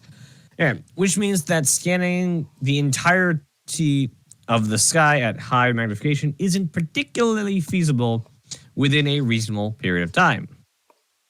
Thus, the ability to discern subtle clues at high levels of magnification indicate a fair probability of finding something of interest if one were to probe deeper into the cosmic tapestry with the Endeavor's telescope is one of the most valuable abilities a discoverer can learn.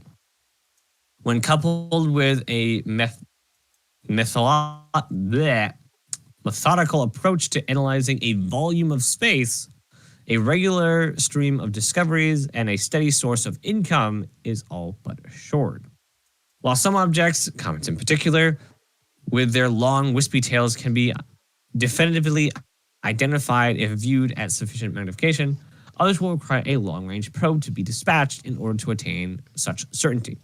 Once a positive identification has been made, a point of interest representing the discovery will appear on the player's navigational map of the solar system. At that point, the information can be shared with other players or sold to an information broker. So, lots of words. However, and a lot of this does very much overlap with exploration, except this is exploration a la science. This is not, this is not exploration for the sake of finding new worlds. This is exploration for finding science. And it says several times that you're not looking for things, you're looking for data of things. With the consistency of asteroids, the black holes, you're not looking for just the location, you're looking for specific attributes of said locations. And it mentioned time twice. So this is not something that you just, point sky and click, oh, I have data now. You need to hone in on specific signals, specific areas of space, send probes out there. So this is the kind of the exploration side of science.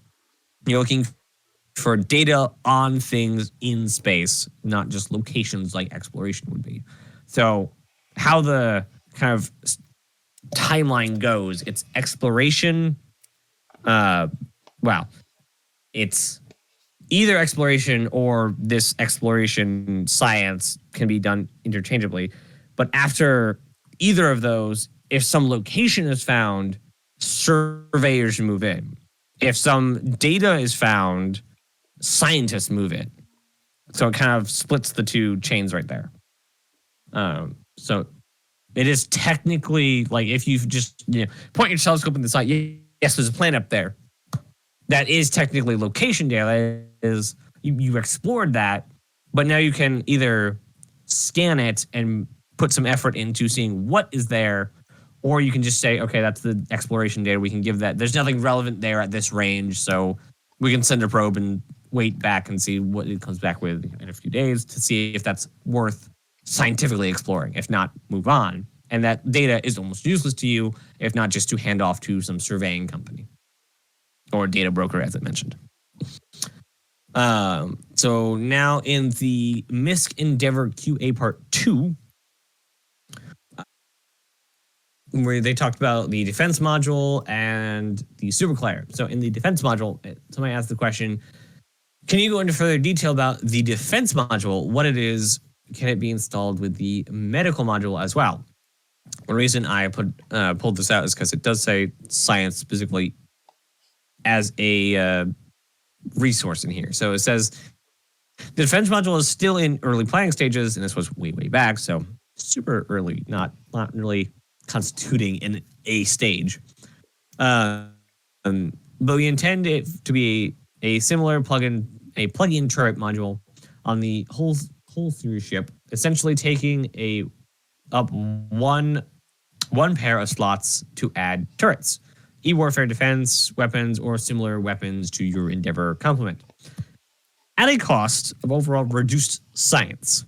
Now, this is mostly a throwaway paragraph, but it at least would set a precedent for a science resource.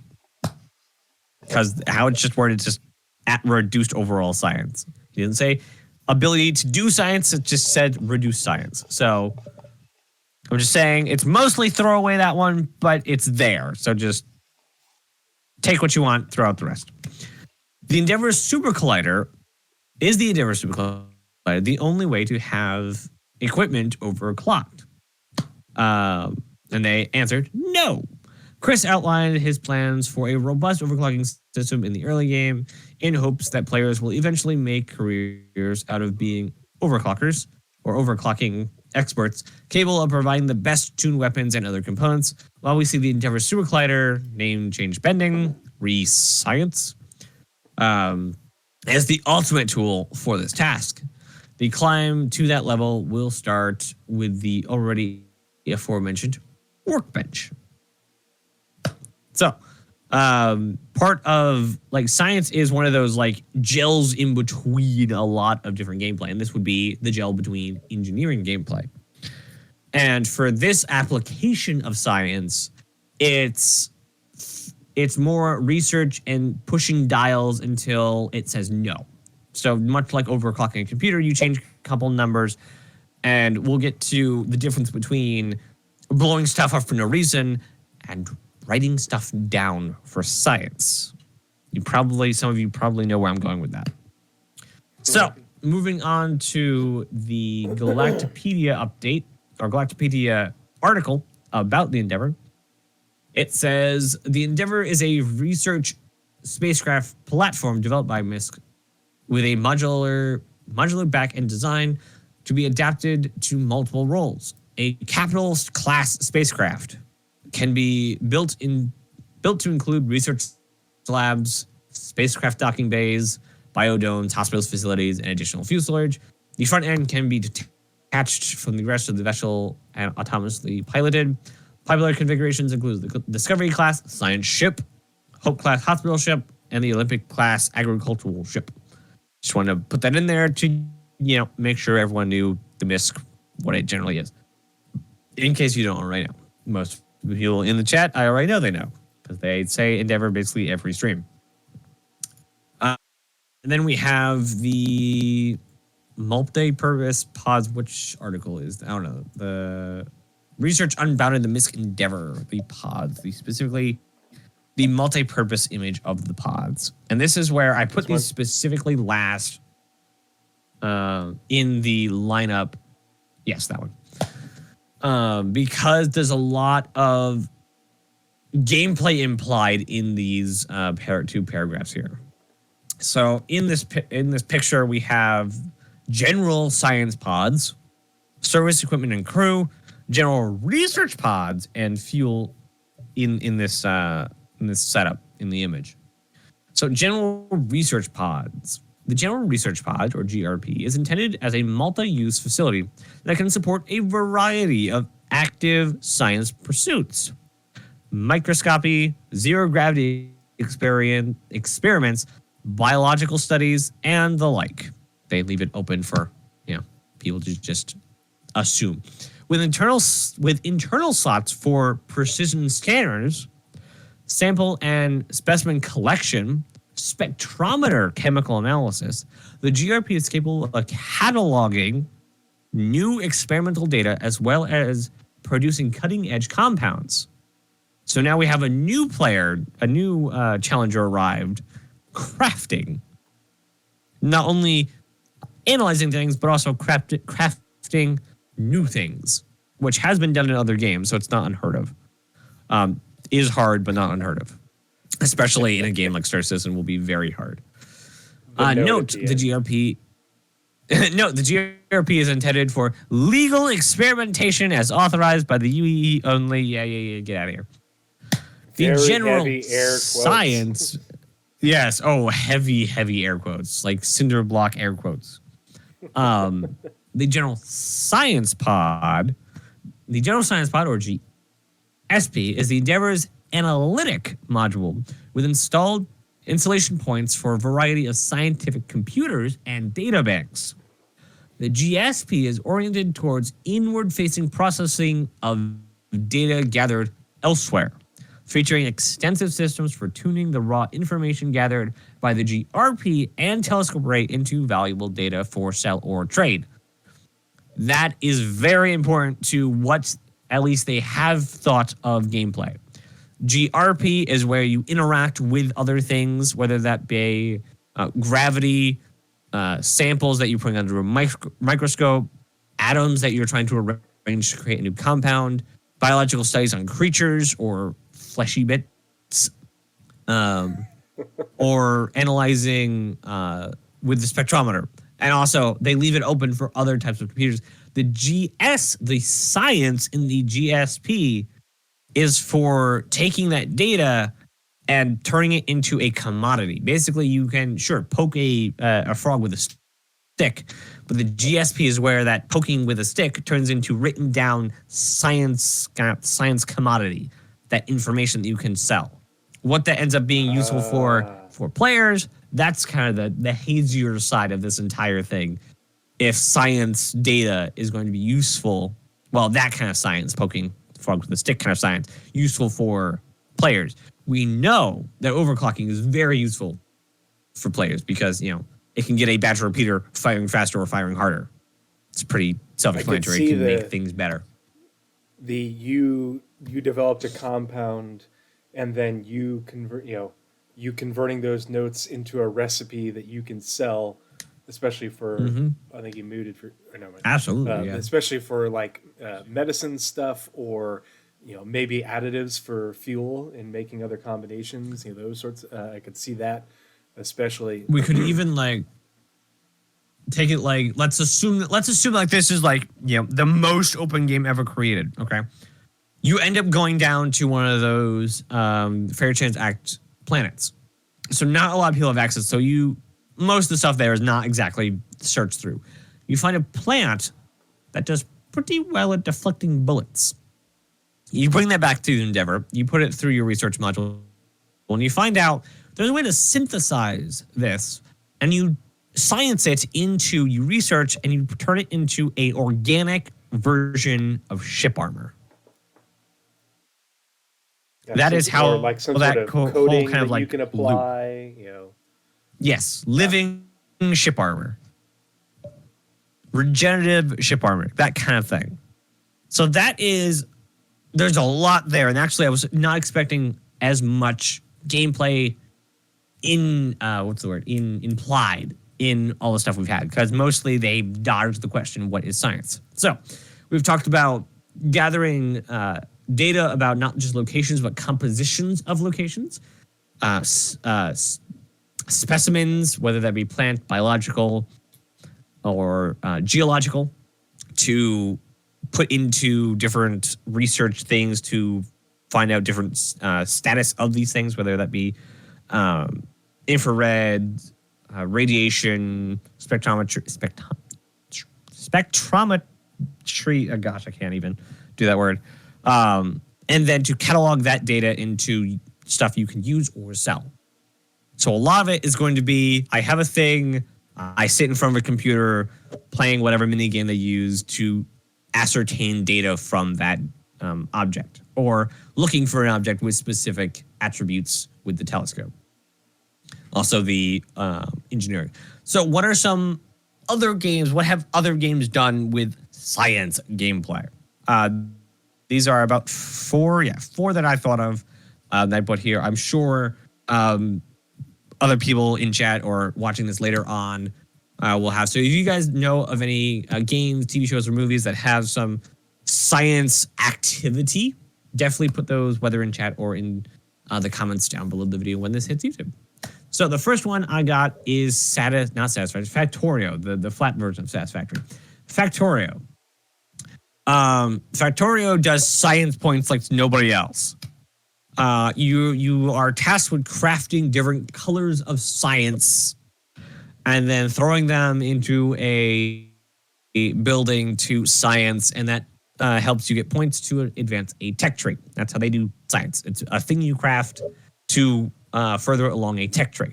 Now, tech tree is actually going to stay with us through the entire discussion of other games. Most of other games that I could think of were to apply to some tech tree. So if you guys know of a science or research thing that is not based on a tech tree, let me know. Research with all the colors of the rainbow, or the wind. So the next one being Satisfactory, the one I tried to say first. This one is slightly more environmentally based. You have to get resources from the environment to put into the researcher to advance the tech tree, whether that be things you have to build to combine to research, or different plants or creatures in the environment you have to get samples of to then research in given tech tree. So that's kind of a more granular kind of not just research tech tree or tech or research kind of points. It's specifically, I'm trying to research this thing. Like sulfur is a good one. You have to make it through the sulfur tech tree to get things like explosives for obvious reasons. So it's I want to research this thing, and we're going through and researching different facets of this primary resource. The next one being Stellaris. Cat, you're like on my mouse. I need you not to be.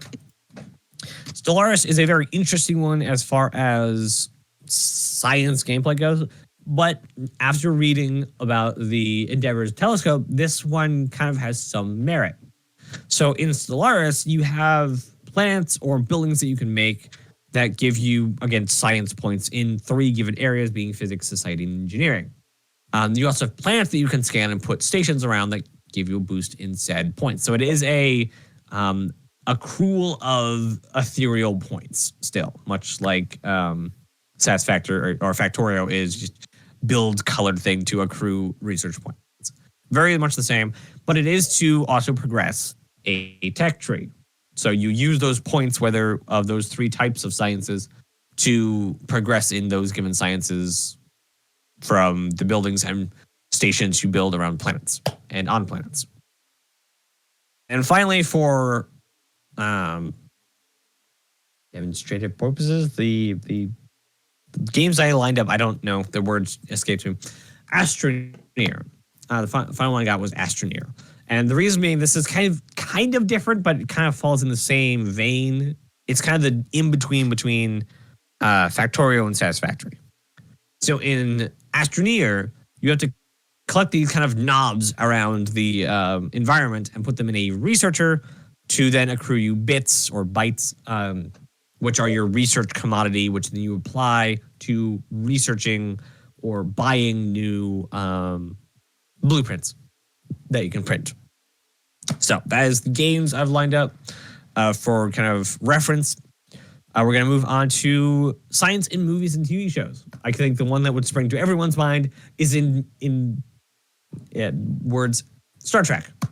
Obviously, like Star Trek has always been very focused on a lot of these sciences around, except for DS9.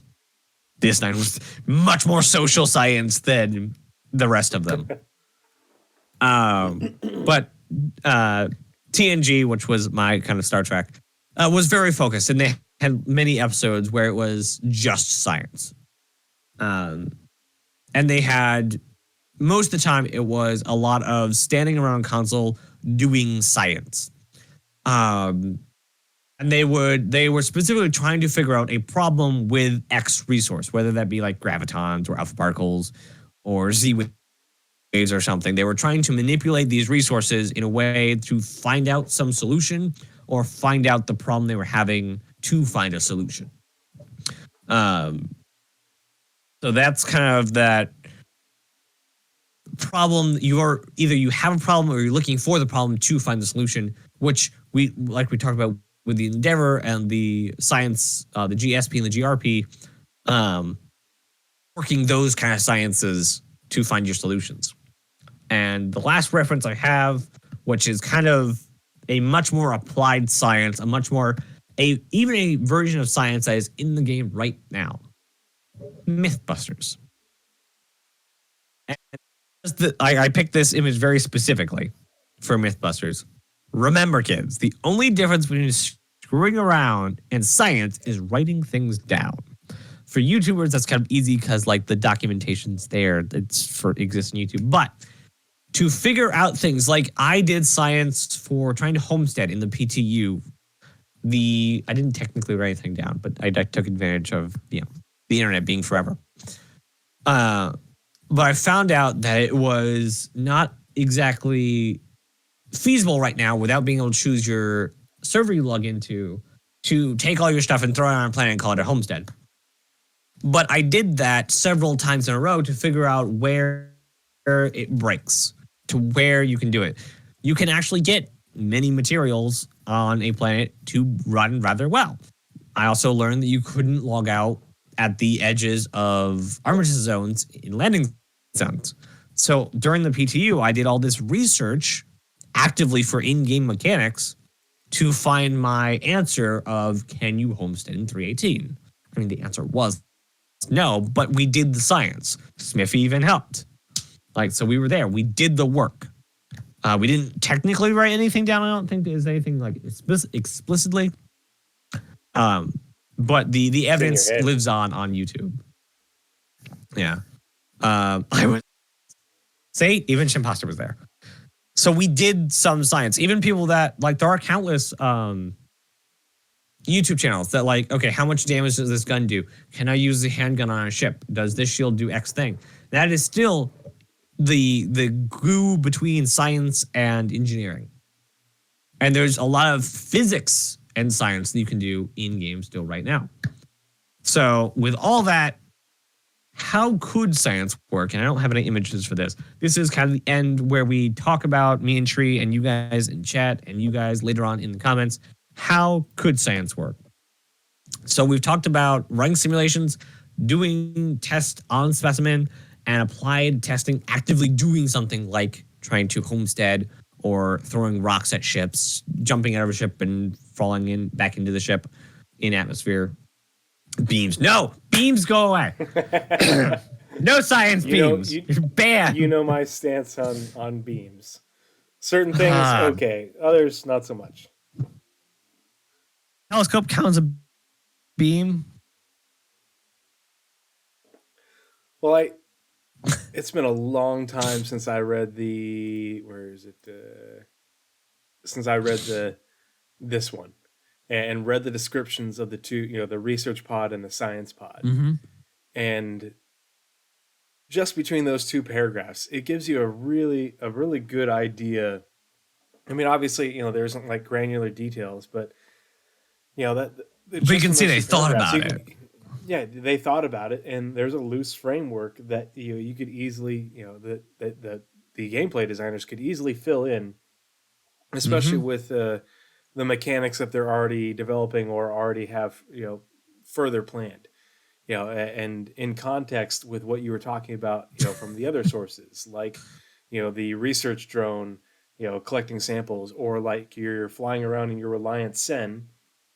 One of the concept images of the Reliant Sen, shows it has an airlock with a suit locker. Okay, well, you land your Reliant, and you get into your suit and you go out and you take a sample and you bring it back in and you do an analysis on it, and you can, they talked about how the Reliant Sen gets paired with Endeavors. Well, what if your Reliant Sen is the scout craft and you go get a sample and then you scan that sample with your whatever machine, inside your Reliant, and you send that data back to your Endeavor.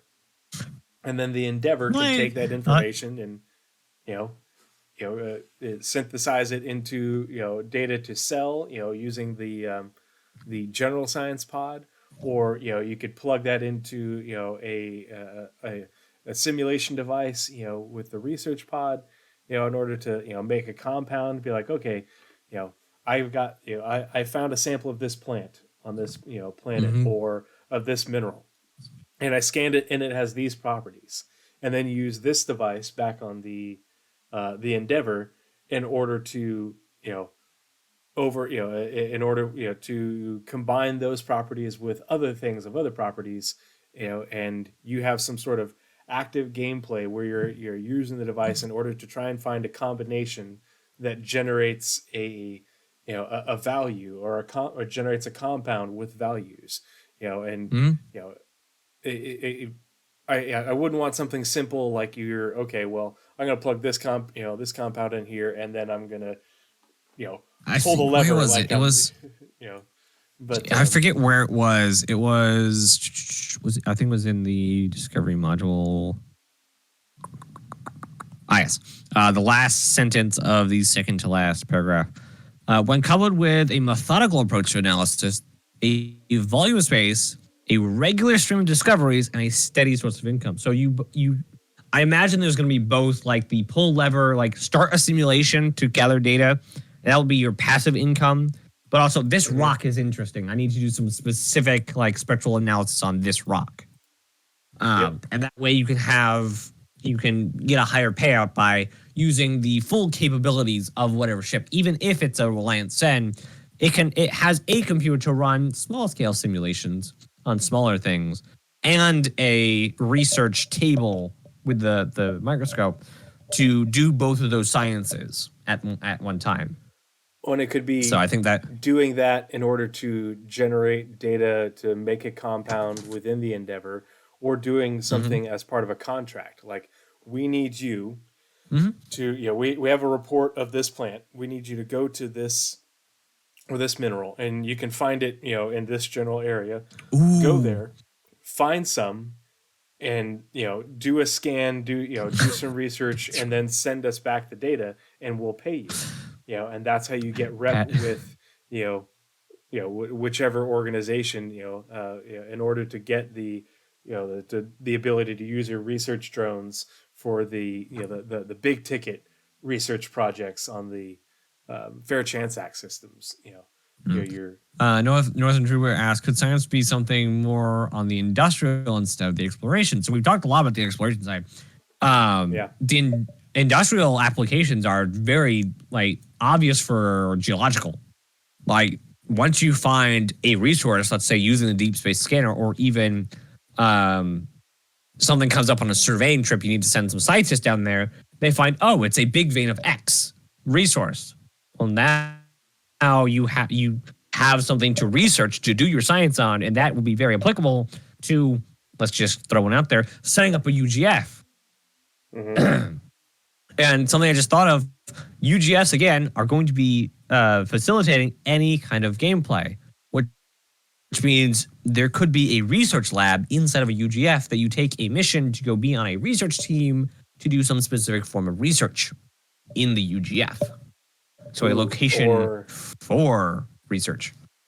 What if you use the research pod and you took different minerals and you worked on combining them in different ways in order to create a new a new lens for a mining laser to give it a certain property.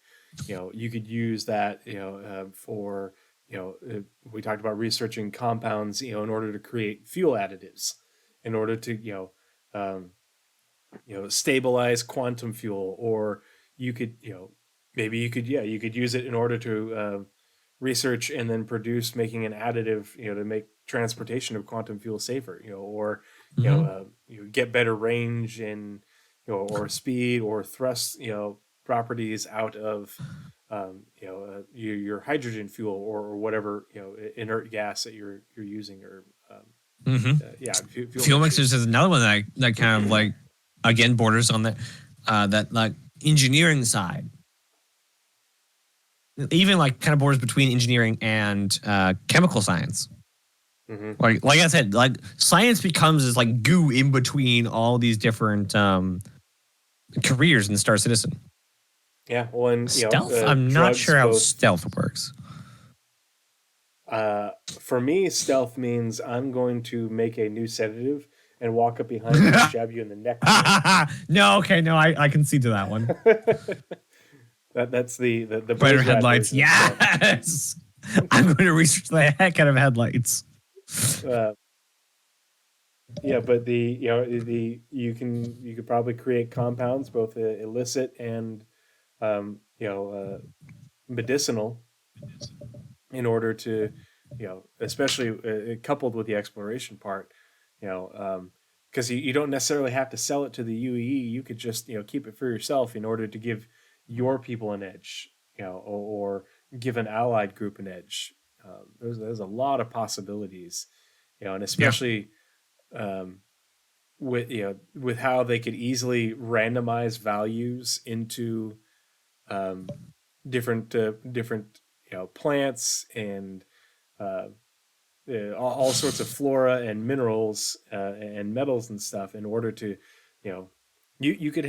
science could be you have you're doing experiments on different metals, or metal compounds, in order to find oh, okay, I found a new metal compound, and you're going to use that for repairing your ship, and it's actually going to improve your damage resistance. There's a lot of different ways that they could do it, and do it in ways where the devs don't have to put a lot of effort into the values that they put into different things that you are collecting to do experiments on. They could almost just randomize it, or as they add things, in a way that, okay, this is a system, and then let's see what the players just figure out. It isn't intended. It just goes the way it goes. Much like future exploration for planets that are not on the map. For what I'm talking about, go watch the hundreds of Journey to 100 Planets. So yeah, that's what I had. That is like, we actually have a decent idea what the gameplay of science is, which I was not expecting to actually find out going into this. And it's not like we have details like from a first-person perspective, seen on ISC. Right. But, from the information that you garnered and that we have available, we can get a good high-level view of what CIG, the direction they want to go with it. And it's different than just, I'm going to generate science points in order to unlock a technology. It's I'm going to use devices and go exploring and collect samples. And, I imagine there's going to be mini games associated with using the devices, just like with hacking. Yeah. Yep. So that's what I got. That was really good. No, I really, I am far more excited for science gameplay in Star Citizen than I am, than I would be in any other game, just because the the traditional method is just so, it's tired, and just from the, but also you also get not only the science game, you also get the backdrop of the entire rest of the game. So if one day you're like, okay, I'm bored of finding nothing but, iron in this moon all day, I'm going to go take the afternoon and go do some racing. Yep. That's Star Citizen. You can just cut and do something else. The other thing that backdrop is very valuable. One more thing, and after that it's already after 10 o'clock, and unfortunately I have to get up pretty early in the morning, so we're gonna have to cut it off. No worries. Minutes. But so I do the lore equals gameplay segments. I always read all the Galactopedia updates and the lore pieces. If you go through the Galactopedia and you look at all these organizations and locations, you just do a search of the keyword science or research, and you'll get a bunch of hits, especially on research, for different research stations where scientific groups are located throughout the verse doing different experiments. I specifically didn't go into all the companies that had science attributed to them. Like, there's a ton of stuff. It doesn't tell you much about the gameplay as far as from a first-person perspective. But I imagine in order to get started with science gameplay, you could go to these locations and work with the science teams there using their equipment, and go there. There's also a mission giver. Hey, I need you to go get some of these samples. Go collect 10 of this, bring them back here, use that device, and conduct this experiment. And then you do, that's your introduction to the science gameplay. If you want to do more with it, you can build up into that and, get your Reliant Sen, use your Carrack, your Endeavor. But, there's also like the Reliant Sen. To do it. Yeah, there's also like the Reliant Sen or the art we have for the Endeavor, the artist cues of kind of things, like narrative signed off on these arts.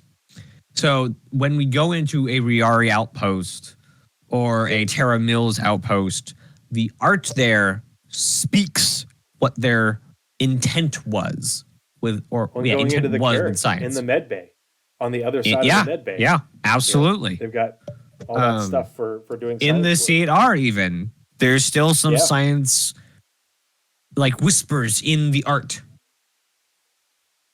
So yeah, there's definitely places to look for inferred future gameplay. So yeah, I actually really enjoyed this whole part. Like I was not expecting to find so much actual evidence for future gameplay. So Yeah, sweet. you can't really see it on the screen, but there's a lot of tabs up here at the top. And there's a lot of information. So again, this is towards the tail end of the episode. Everything that Nazeris found, all the links, all the pictures, this is in we do a document in OneNote. And when this is up on YouTube, this OneNote document will be copy and pasted into a Google Doc, and I attach the link for your viewing pleasure in the description of the YouTube video. So if you're hanging out with us watching right now and you want to find these links that you just looked at, you want to read this information for yourself, do some more research on your own, the and links there's will all be a in ton of links in this one. Yeah. And if you're going to go and do some more research, if you find other things that Nazeris may have missed, please let us know. We'll add them to the show notes, and we'll do and we do occasionally we'll do a mini segment that we call sit rep, and where we'll if we found new information or new information comes out via ISC or something like that, we'll do an update on it. And so if new information comes out, you find something interesting, we'll put it into an episode, and Nazeris will be like, hey, we're going to do a sit rep on science gameplay. If you remember in episode 40, we talked about science gameplay. Well, I found this, or this was shared by this person. We'll give you credit. So if you're aware of something, or if you find something, please send it our way. Leave it in the comments. Leave a link or something like that. Hop in the Discord, and say hey to us and let us know what you found. But we're always trying to add to this compendium of information that we're building with each episode. We need to make a spreadsheet of our documents. Yeah, we just need to be like, hey, Darge, how you made that spreadsheet for all the ISCs and stuff like that? Can you make we need one for us? Yeah, that's so bad. Yeah, I'm Darge, we're gonna hire you as a data analysis. Yeah. Yep. Oh man. Yeah, this has been really great. Naz, I really appreciate all the hard work you put into this. This is really good stuff. I'm looking forward to seeing more. And this is again one of those things that PES will allow for, because all these properties of these different things that you will be doing science on, all these properties would be stored and would be persisting, using PES. And so we've made a giant leap, towards the inevitability that is science gameplay. So Naz blinded me with science. I'm sorry. I hope you get your vision back. Mm-hmm. It's kind of hard to play Star Citizen blind. Yeah. You got to get to bed. I gotta get to bed. I gotta be up pretty early in the morning. I want to say thank you so much to everybody this evening for coming and hanging out with us and going over the Roadmap Thanks, Grim, for rating the ShinyTracker reports. Thanks again. Yeah, big thanks to Starjump, Grim and Ender for stopping by and rating us. I really appreciate that. By all means, if you're not familiar with their content, go check them out, especially go get familiar with their content. Hangar. Yeah, the Starjump Hangar video for the Kraken was phenomenal, and they got a new one coming out for the Endeavor. So that'd be a really great follow up on what Naz just talked about. We'll see how much they get. And right. I will probably find more information, so we might link that in the show notes anyway. So yeah, I'll put it in the show notes because this will actually probably be coming out on YouTube on Thursday anyway. So when that comes out, I'll add it in there. And let's see, we still have quite a people hanging out in chat. So who should we raid? I always forget to raid. I'm trying to find somebody who's actually playing Star Citizen, because Smith is playing Space Engineers tonight. I probably will be over there in a minute. Let's see. As far as people I follow, we have Kitty Ate Cupcake, Henkin, Forest Green, all playing Star Citizen. Zero State is playing, but he has 380. Like maybe somebody a bit less. Everyone knows him. Let's see. Raid. Let's see. As far as recommended channels, Somebody recommend. Oh, there we go. We have a chat recommendation. Ronoxis. Ronox. Ronoxo. Ronoxis. All right. Yes, that's in recommendation. So I'm gonna follow over there as well. All right. All right. Thank you everyone for coming. And as I do say at the end of the shows, as always, be kind. Thanks everybody. I don't know how Raid. Bye.